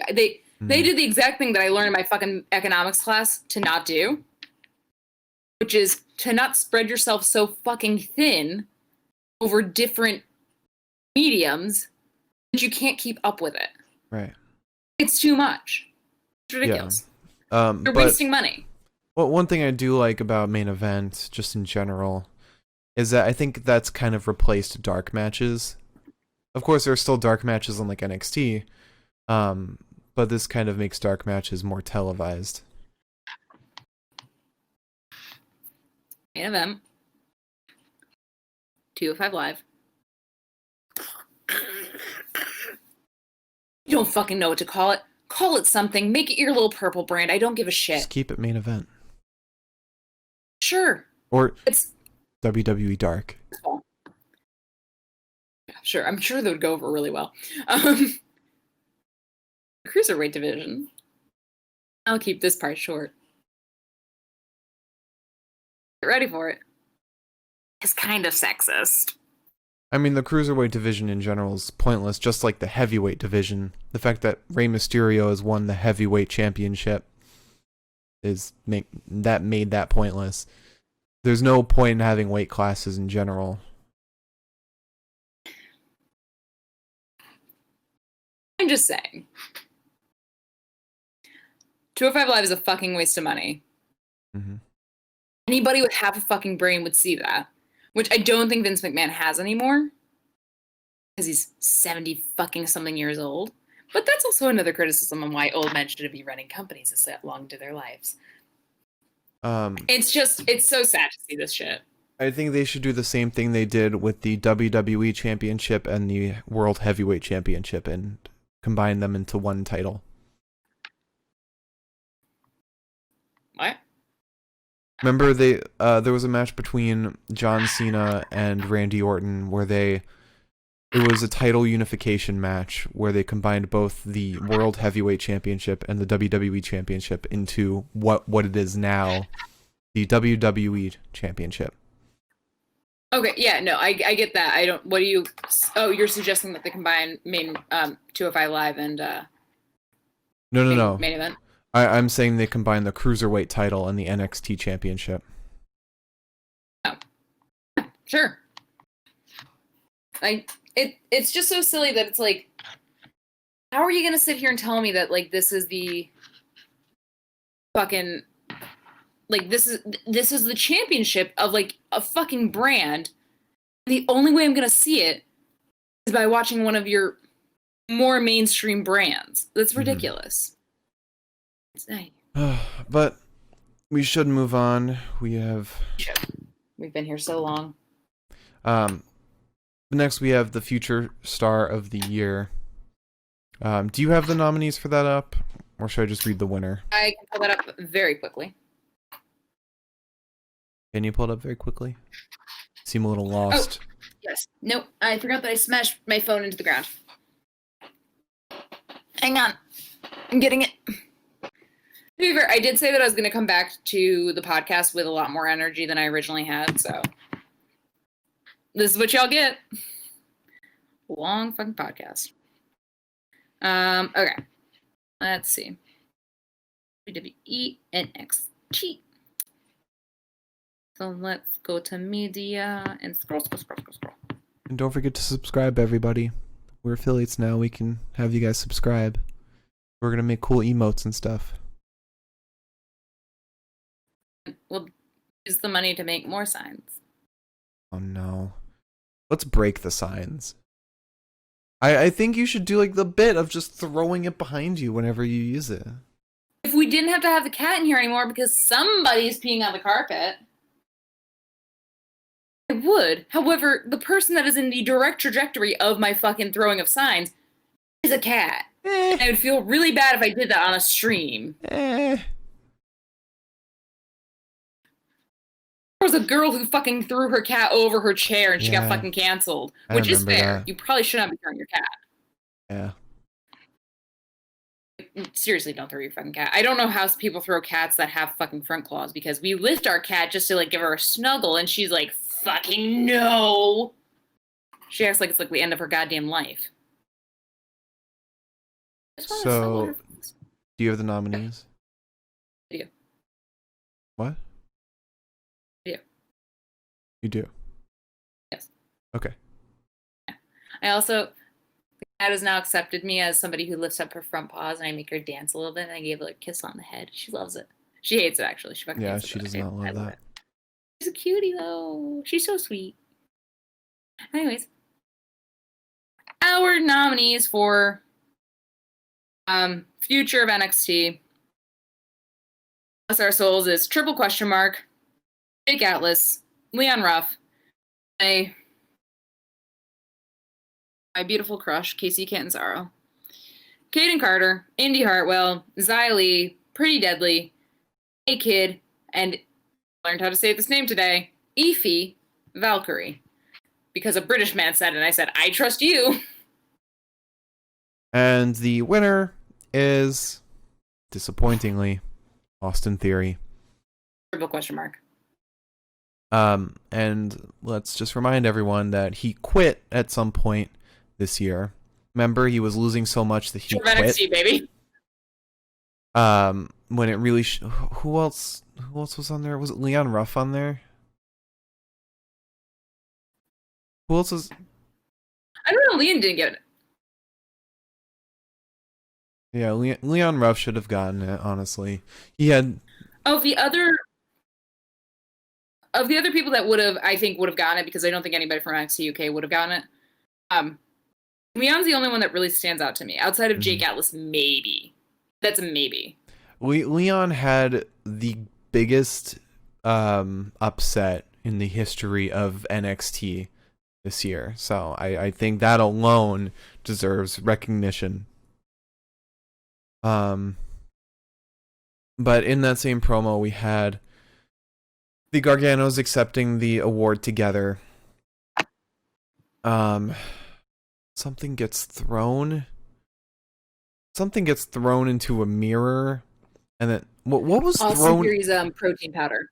Oh, because Austin Theory said curse, because it said like the curse is lifted or something, or maybe the curse isn't real. Or and the curse Johnny, will be lifted. Yeah, and Johnny said, no, you can't say the C word, and threw Austin Theory's protein, the Gargano way at a mirror, shattered it, and Johnny's like, oh no, my luck, and then runs under a ladder too, and Austin Theory was about to warn him, but Candice was like, no, just let him be.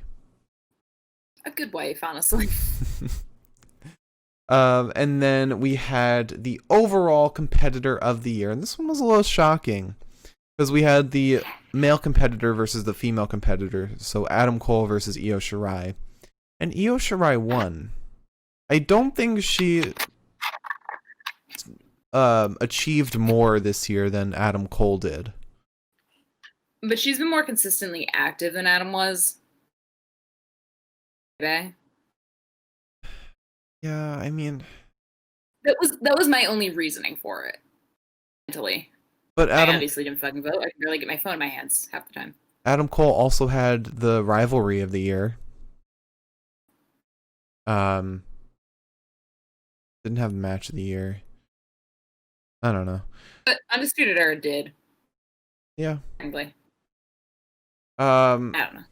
And then we move on to the main event between Johnny Gargano and Leon Ruff for the North American Championship. Yeah, this was an event. Hell of a match. It was something. Okay. So we had Leon versus Johnny. We start with a headlock on Leon. Leon attacks Austin Theory, who's trying to be like all distracting, getting up on the fucking apron. I don't know. Busy drawing in his fucking eyebrows or something. I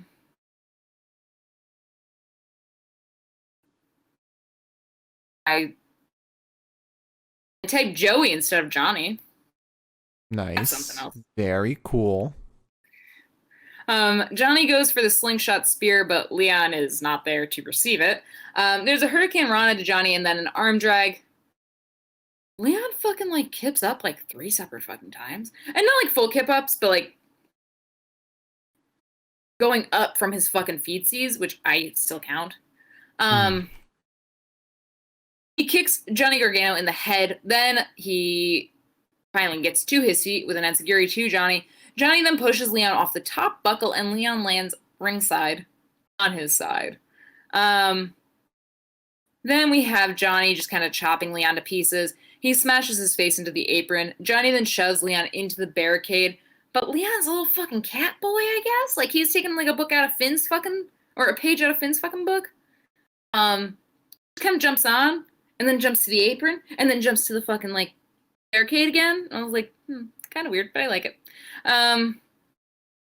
Leon then kicks Johnny in the face. There's a neck breaker over the middle rope to Leon. And Johnny kicks Leon from the ring into the barricade again. Ruff goes for the backslide, but Johnny Gargano is not willing to fucking move. We then get an enziguri to Johnny and a kick to the midsection and an uppercut on Johnny. Then Leon does something that like I can't really explain fully, but like I don't look like an arm drag. Maybe it's like a takedown with flourish, but I don't know. There's sort of an enziguri to the back of the neck of Johnny, which is exactly what Vic called it. Basically, it was like, it kind of looked like an enziguri. I don't know. And I said, I'll take the lead on that one too. Thanks. We then get a neckbreaker to Johnny and a German suplex, and then a clothesline, and then Johnny super kicks Leon Ruff in the fucking face. Johnny then lawn darts Ruff into the buckles. We get a super kick to Leon after what I thought was a lovely little fucking fake out. I thought that was really cool when he like went for it and then stopped and was like, and then went again and I was like, good job, Johnny. Learning. There's an enziguri to Johnny and a backbreaker to Ruff. We get a powerbomb and then the Gargano escape. Leon manages to reach the ropes. Johnny tries to lawn dart Ruff into the fucking scaffolding, and thank God, Ruff got out of it. We get a flatliner to Johnny, and then a frog splash. Johnny Gargano is placed up on the top buckle by Leon, and then he slips down, sends Ruff face first into the top buckle, and then we get a float over DDT to Ruff for Johnny Gargano to fucking win. Breaks the curse. My fucking God, man. The last 3 minutes of this match were probably more entertaining to me than the first 8 minutes of it. I do want to say that Johnny did a lariat in this match that was a tribute to Von Huber. Okay, I saw something like that and I was like, maybe, but when I'm trying to like look out for tributes, the only tribute that I can ever notice is like when they ever like when Sasha Banks or Ray do like homages to Eddie Guerrero. I'm like, because it's 3 times. Mm-hmm. Like I need it hammered into my fucking head 3 times for me to notice it. So I think the lariat. I also thought that he did something. No, go on. I think the lariat where like they fall forward as they're doing it is Luke Harper's. I think that's the reference there. And Johnny, I remember Johnny did that. I was kind of hoping that we would get a sidewalk slam, sort of like Luke Harper used to do. Because I figured if anyone was going to do it, it would be Johnny to Leon. And I was hoping. I was really hoping. But I think that's also one of those moves where it's like, unless we flip through the names so fucking constantly now. Unless it's Brody Lee doing it, it's like just not the same. That's a hell of a move. That would need a lot of practice if you're just doing it for an homage. True. But so that's our episode of NXT. Now we move on to the bests of the night. Unless you had more to say about the match. Oh, there was also announced that Grand Metalik will be facing Santos Escobar for the Cruiserweight title at New Year's Evil. Yes, we got a final shot of sweet baby boy Dexter fucking Loomis. As they announced all the matches with Dexter's lovely little drawings, mind you. At one point, because like they had two cameras on him, one facing both his side and a screen of like images. The wide. That Dexter drew. The wide. And then we would get a close-up every once in a while of Dexter just kind of like looking away. At one point, Dexter fucking looked straight at the fucking camera on the close-up, and I said, all right. Hello. I felt threatened. I love him so much. So let's start with promo of the night. Let's start with me changing the sign, actually. Yeah, I saw that. My brain's not really connecting to my hands. I've been very out of it, I think, lately. I don't mean to be. That's okay. But shit's been rough. Shit has not been stellar, if you will. Some would say it's hit the fan. You know, I am just glad, though, that like it feels like, in spite of how rough shit has been for the most part, it's very much like there's a very nice level of camaraderie, and I kind of like it because it makes the like AEW WWE like rivalry just kind of feel more siblingish. Mm-hmm. It's like it's nice that we can all come together at the very least, in spite of these fucking awful fucking circumstances. Yeah. It's nice to, like, I think one thing that Adam Cole said during his stream is that like he's like, it's nice to have a community. And I was like, you know, you've got a fucking point there, buddy. Yeah, and this is definitely a time of unity between everyone, except for those people who are saying, "Oh, WWE's not doing enough. AEW's doing it better." It's like, calm the fuck down. This is the one time it's not a competition. To be fair, to be totally fair, they're right. They are. WWE should have done more. But at the same time, it's like, what's that gonna do, guys? We're all sad. People that matter are sad. Okay? Vince doesn't fucking matter in this goddamn equation. I'm sorry. Brody Lee's whole character was a spoof of Vince McMahon. So we're all lucky that Vince even said anything in the first place. And he made a very touching tweet, and WWE put out a very nice tribute to Brody, to Luke Harper. And we might even have more coming, so. And again, at the end of the day, for me, again, like I said, it's like, I would rather see the wrestlers give their homages and give their obvious like hints that they're watching the fucking AEW episode over a back office video package. Mm-hmm. I'd just much rather that, because like if I have to choose, which I'd rather have both, but if I have to choose, it's like I'd rather have the one that is clearly meaningful and from somebody that cares. Yeah. Yeah. But we have to talk about the promo of the night right now. So we had all of the NXT End of Year awards, which I'll compile into one promo. These each had their own nice little scenes to go along with them. Some from stars who are still at home, and some that happened in the Capitol Wrestling Center. You know, they were mostly just nice. I think the best one was Johnny's and the Garganos, because it was funny. And then you had Undisputed Era when they accepted, announced that they were doing the Dusty Rhodes Classic. So they each had their own kind of flair and personality, which was nice. Then we had the Garganos entering the Capitol Wrestling Center, where we see the black cat in front of the door, the mysterious black cat that just wandered into the wrestling center. Yep. We had the Xia Li promo, hopefully the last one. It's nice to finally get some closure. See some light at the end of the tunnel, like Zaya and Boa did. We had Finn and Pete running into each other after the award. And you just hear, "What?" Oh, the what was the best part of the promo. It was the only good part, actually. And then we had Finn in the ring, Kyle appearing, Karrion appearing, Damian appearing. It was good and bad at the same time. Didn't love it, didn't hate it.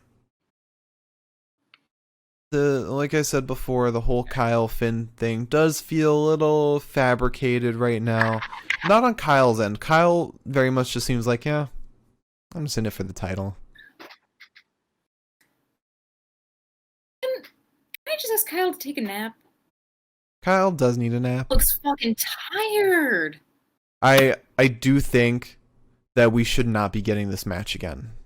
I don't think we should at all. Really, I'm actually really excited for this fucking match. Like, next week's NXT is what's keeping me going right now because I'm so excited for it. I mean, the match itself will probably be fantastic, but as far as storyline goes, it feels so forced right now. But can I suggest you look at it this way? Whatever happens, we're probably going to get Pete Dunne next. Yeah. And on top of that, how often do we get repeat pay-per-view matches? Or not even pay-per-view, because this isn't going to be a pay-per-view. But how often do we get repeat matches like this? You know? Where it's like, also, if the main roster were to do away with pay-per-views every month, this is just as good. Having a themed episode every once in a while, yeah. I'm loving this. But I know that it's a repeat match, but we really, outside of Legado, don't get repeat matches that often in this form, where it's like an exact duplicate. Yeah. So honestly, like, and half the time when like we do get repeat matches, like with Drew and Randy, I'm like, this is a cash grab, and I fucking feel it in my bones. I don't feel that way about this at all. I feel like we saw the first time around was such good fucking wrestling that they were like, well, we don't know who else would challenge Finn for this title. I think Kyle's going to take the title off of Finn too at this point. I'm just really fucking thrilled about this. I'm so excited for this. Mm-hmm. I'm unabashedly excited. I do think if they wanted to speed along the story a little bit, they could have just had Kyle not challenge for it, and Pete win that contenders match, and then Pat could come out with the rest of the brand and be like, hey, we got to the same place you guys got to, and we're gonna actually win this time, unlike you losers, Kyle. That'd be exactly on character for them. I think if Kyle doesn't get the belt, and I know I was like petitioning for like months on months for Finn to fucking get the belt. I feel like if Finn doesn't drop it at this next NXT, I'm going to be like a little annoyed. But at the same time, I know that next time that the belt is in a tournament, or in a match, rather, or up for grabs, however you want to fucking say it, I know that it will be not Finn and Kyle again. And that is a comfort that I can hold very close to myself because we would not get that in the main roster. Right. It'd be Finn and Kyle until the next fucking takeover in the main roster. So I think that's why I'm excited, because I know I'm not going to be fucking tired of it. Right. But going back to the promos tonight, we that promo, yeah, it was good and bad. Karrion and Damian wrestling or brawling at the end was good. I enjoyed that part. I'm excited for that match now. Me too. I am too. I was like fucking scared. They destroyed that shit. They fucking broke the goddamn barricade, and I was like, men, relax. But then we had the super emotional Rhea Ripley promo that went through her whole journey with Raquel, and my God, that's the closest I've ever gotten to crying in WWE. And we had Legado. Yeah. I was gonna say that the Pat Patterson fucking tribute did make me cry 2 nights in a row. True. However, fair enough. Then we had Legado in the ring, where Lucha House Party came out. That was nice. Very, very obvious that someone was going to come out. But still nice to see Lucha House Party on NXT. And that's it. The rest was just more awards. So, my pick for Promo of the Night. It's Rhea Ripley. Rhea Ripley and her journey with Raquel. It fucking hurts so much, dude. And like all the fucking like cute little videos and stuff. I was like, yeah. Friendship? Oh no. But now we move on to Wrestler of the Night. So we started off with Isaiah Swerve Scott versus Bronson Reed. And you know what? I picked Bronson Reed for this match. Bronson's been evolving his moveset. He's got a lot going on. I really like where he's coming. And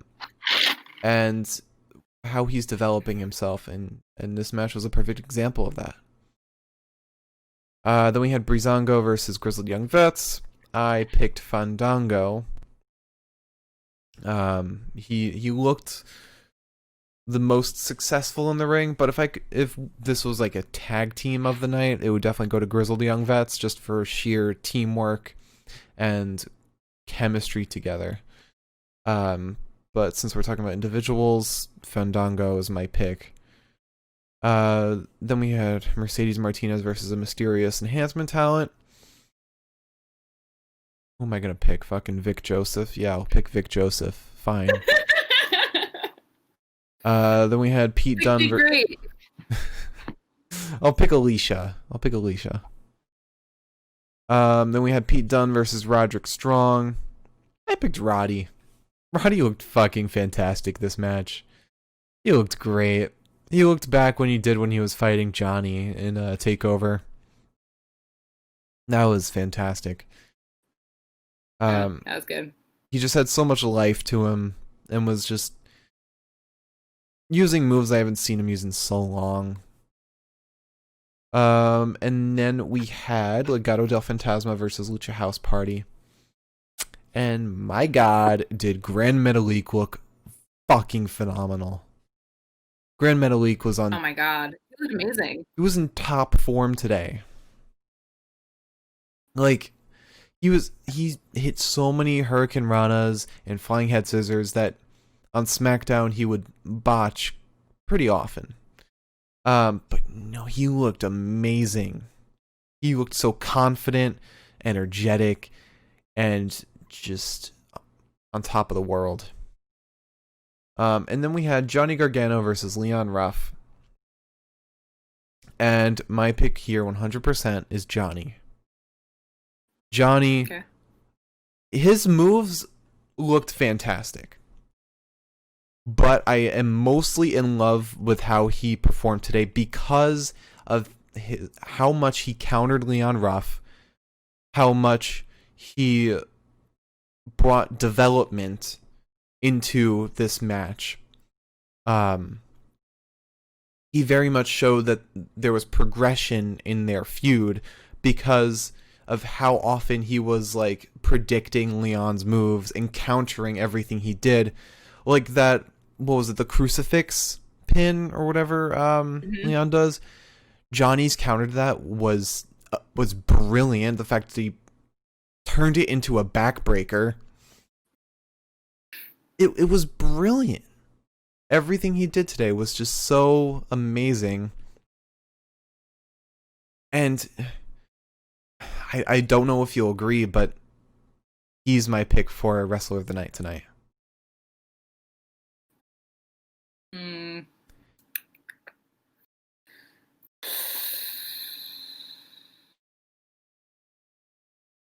It's difficult. It's difficult to pick. Can I say one more thing before you say anything?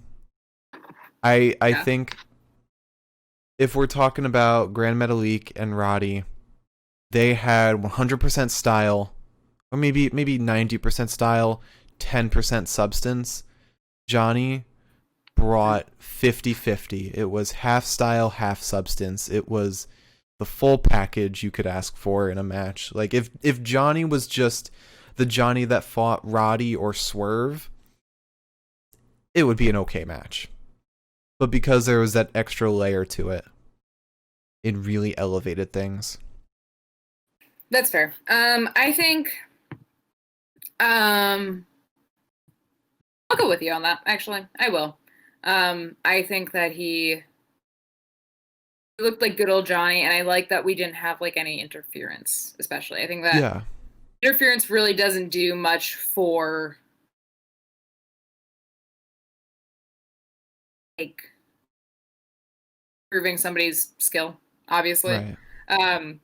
I like that this was supposed to be Johnny proving that he was better than Leon. Mm-hmm. And he did that. I mean, Austin did get up on the apron once, but that was one time, and that was about it.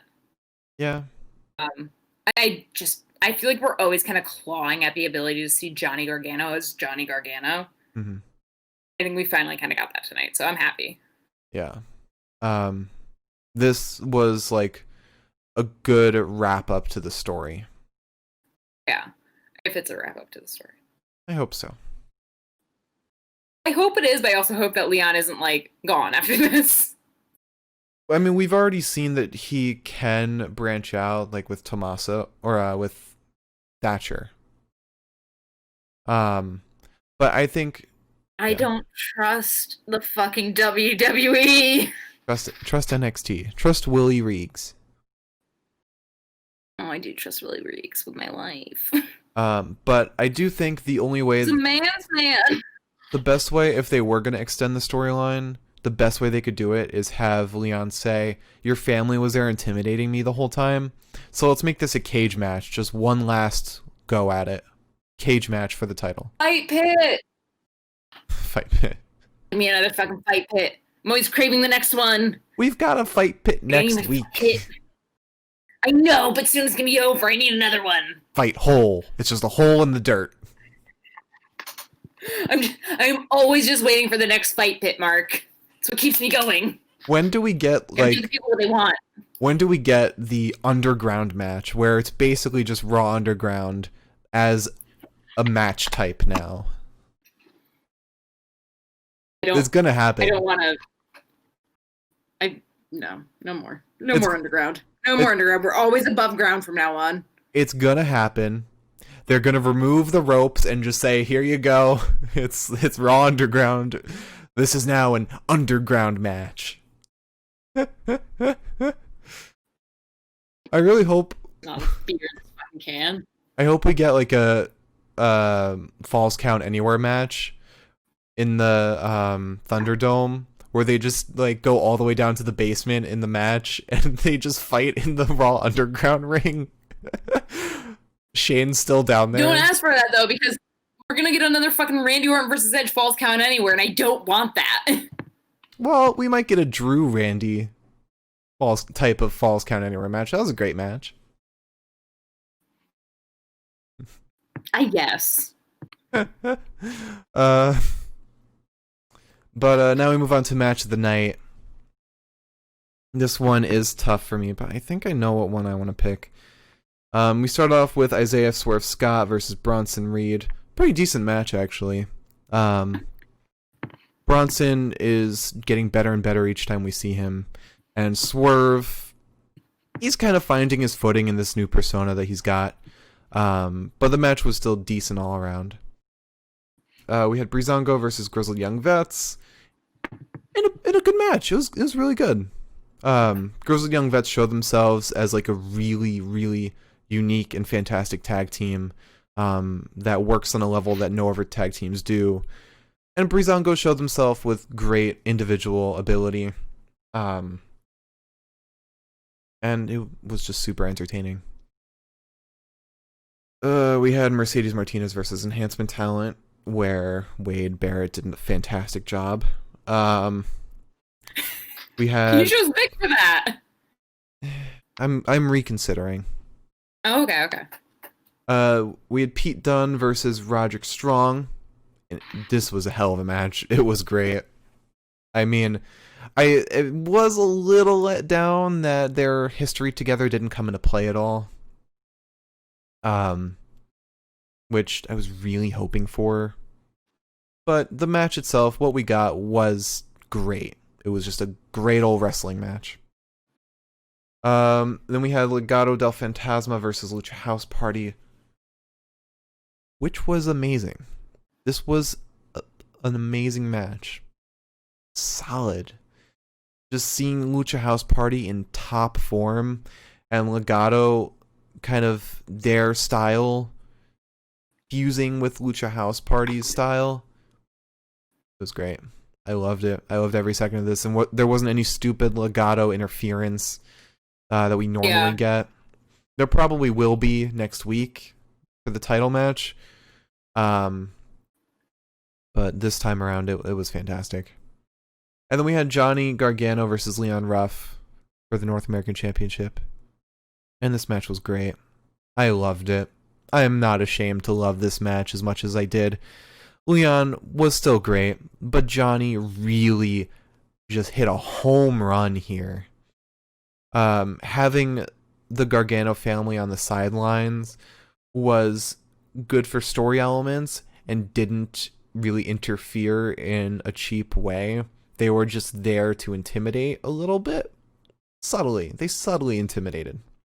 And we finally got a match between them that was uninterrupted. And just was solid wrestling all the way through. And it's so hard to pick. It is so hard. Like, there are 3 contenders for this. There's Pete and Roddy. There's Lucha and Fantasma. And there's Johnny and Leon. They were all so good.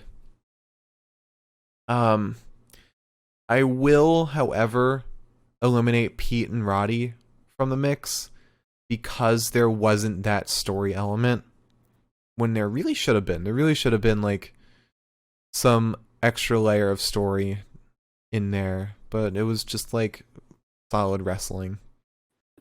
Fuck it. I'm going with Johnny and Leon. It was a full package. I gotta go with you too. I have to agree. It was a great fucking match. I really liked it. I thought that they did a really good job. I thought that we got Leon fighting at his best. Mm-hmm. In a way that still shocks me, I think. And Johnny fighting better than Johnny normally fights. Mm-hmm. And I think that that's pretty fucking important because Johnny does tend to have matches where he falls kind of back on like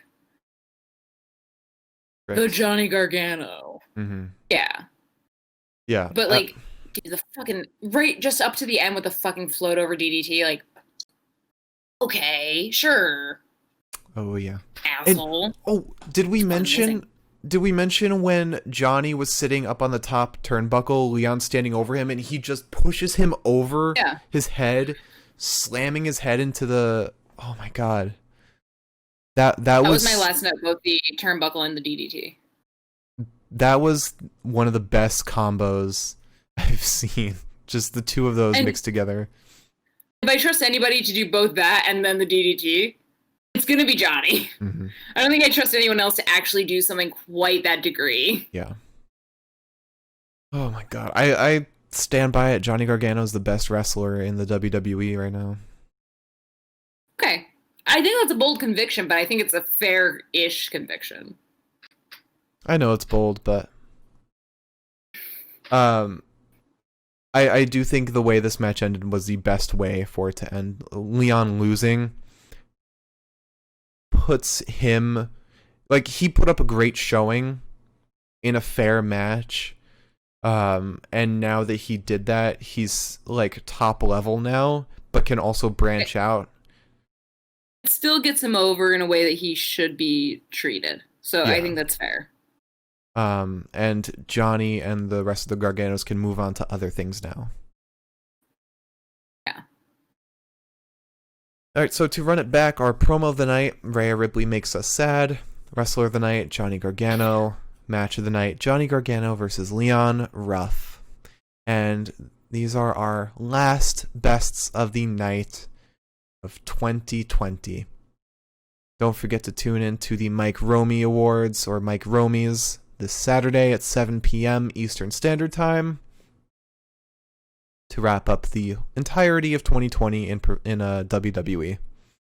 Now, Liz? Yes. Hi. All right. So I said I would save the sappy shit for tonight, so get ready for the fucking sappy shit. This is our last episode of 2020. May God bless 2021 with something better than what we got this year. However, as much as we can shit on this year, at the very, very, very, very, very, very, very, very least, at this podcast, I just want to say,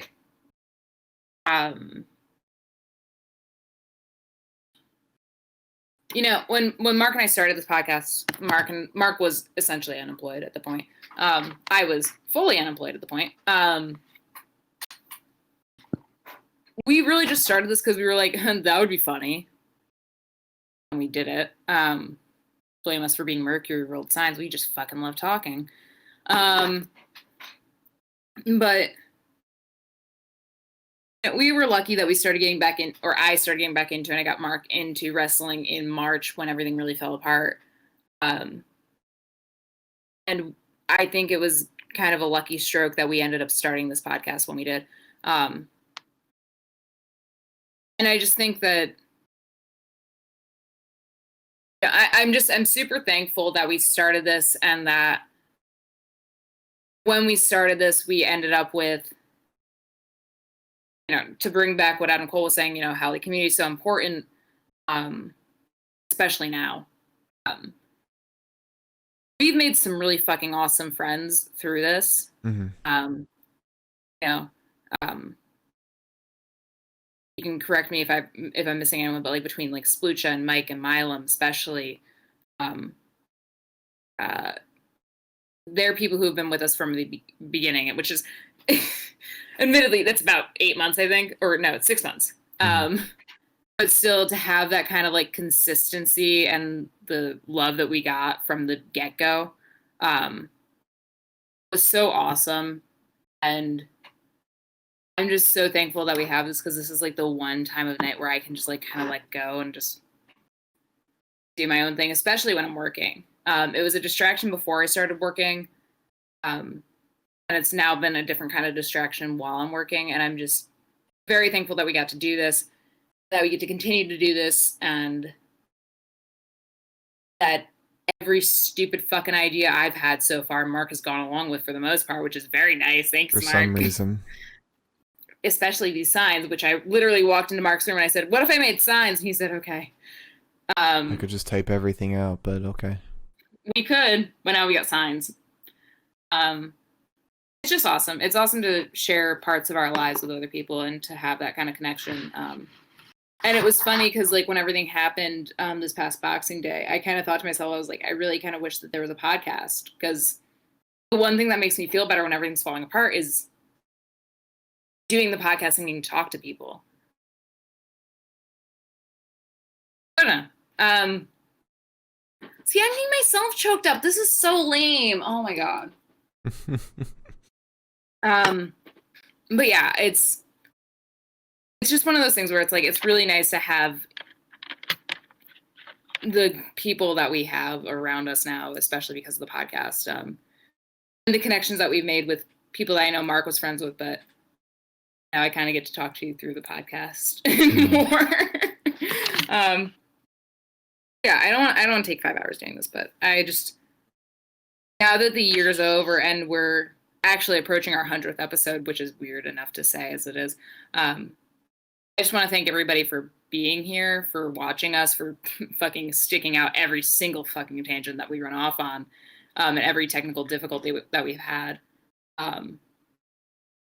I look forward to Mondays and Wednesdays and Fridays now, just because it's like, especially on Mondays and like Sundays when there's pay-per-views, I'm like, I'm going to be up until like 2 a.m. and I've got to work the next morning. But at the same time, I'm like, well, it's fun. And I get to talk to people that I enjoy talking to.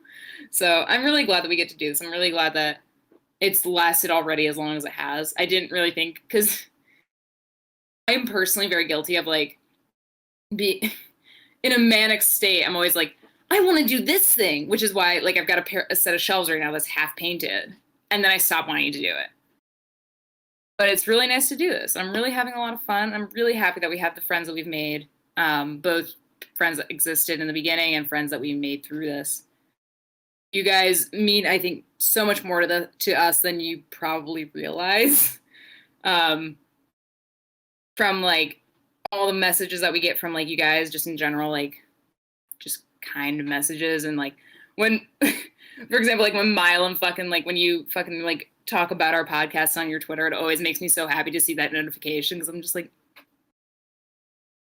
but it just means a lot, and I'm really glad that we have everyone that we have that's been watching this, whether it's while we're podcasting or after the fact. It means more to me than I think anybody understands, and I think it means it's more than I really even expected to get up until this point now. So thank you guys so much. I'm really excited to go into 2021 with y'all, with us. And we have a lot that we're gonna plan for in 2021. We're going to work on getting a studio kind of set up going. And let us know if you want to see guests on the podcast. I feel like that could be exciting. Mike Rome. Yep. Everyone tweet at Mike Rome to come on the podcast for the Mike Romies this Saturday at 7 p.m. Eastern Standard Time. But yeah, I feel like having some guests on will be awesome. Even just friends who also like wrestling, friends of the show. With enough advance notice, we are more than happy to bring anybody on to this podcast. I think the most that it takes really is just us figuring out the setup of it. Mm-hmm. That's literally it. I would love to be able to converse with a lot of you guys, if it were in person, especially. Because I know that a lot of people that follow us are wrestling fans, because why else the fuck would you follow us at this point? That seems very confusing. Unless you're just like very enraptured by my beauty or Mark's charming smile. Which is understandable. He's got a very, very, very charming smile. Or Cat. Cat. She just looks like a little black wall. You can barely see her at this point. If you're from my angle where it's just green duvet, you can hardly see the cat. But thank you all so much for watching. Yeah, there's nothing I can say more than what Liz said. And have it not sound like just filler. But stay tuned for what comes in 2021. We're planning to make the show even better. We're trying to improve it every single day. Even though it doesn't seem like much is changing, we are working every day to make it better. Now, also, Milam said that he enjoys our when we go off onto different tangents, so that's why I felt more free to do it. So if you don't like it, blame him, because he basically gave us the green light to keep going, and I'm fine with it. So when do we include our own main events in these podcasts where we start fighting? When we figure out the studio setup. Okay. Yeah, I mean, it's like I would have to go into your room or something, or you'd have to come in mine. But thank you all for watching again. If you enjoyed, hit that follow button. If you're watching on YouTube, hit that subscribe button. And if you missed part of this podcast, want to check out previous ones, all of our episodes are on YouTube, the Pinfall Podcast. And maybe for 2021, our goal will be to finally change that YouTube profile picture. Follow us on Twitter at Pinfall Podcast. And follow our personal Twitters. I'm at the Mark Cameron. Liz is, I don't know what that jerk was. At the Mark Cameron. Liz is at Eliza Elaine23. Check out my personal Twitch, twitch.tv/Mark Cameron. And check out the Universal Pokemon Federation on YouTube. Full episodes are now coming out. Our second episode is coming out tomorrow, New Year's Eve, tomorrow, technically today, at 3 p.m. Eastern Standard Time. We have the UPF World Championship match happening tomorrow. You won't want to miss it. And Liz has something to say. I just have a closing message before you sign off the show entirely. So if you want to get anything else out before we sign off the show. I just want to say join us on Friday for Friday Night SmackDown. I have to do it. Yeah. Thank you guys so much for joining us in 2020.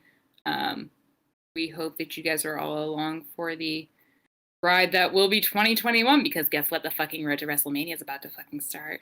Yeah, we hope that you all, from our pinfall family to yours, I have to be snide in order to get this out without crying. From our family to your family, for you, I guess. I don't know how people normally say this. From our family to yours. What did Budweiser say? Yeah. We really hope that you have a great 2021. We really hope it's much fucking better than this past 2020. And we hope that you stick around with us through whatever this next fucking year has to offer. And Milam said he's excited to see us do the road to Mania. I'm not. I'm very excited for the road to WrestleMania. Every time I fucking see the Royal Rumble commercial, I'm like, it's gonna start soon. All right. And God knows those 4 weeks are gonna fly by like 5 days, so. All right. Again, thanks for watching, everybody. Join us Friday for Friday Night SmackDown and Saturday for the Mike Romies. Have a great night, everybody. We'll see you Friday.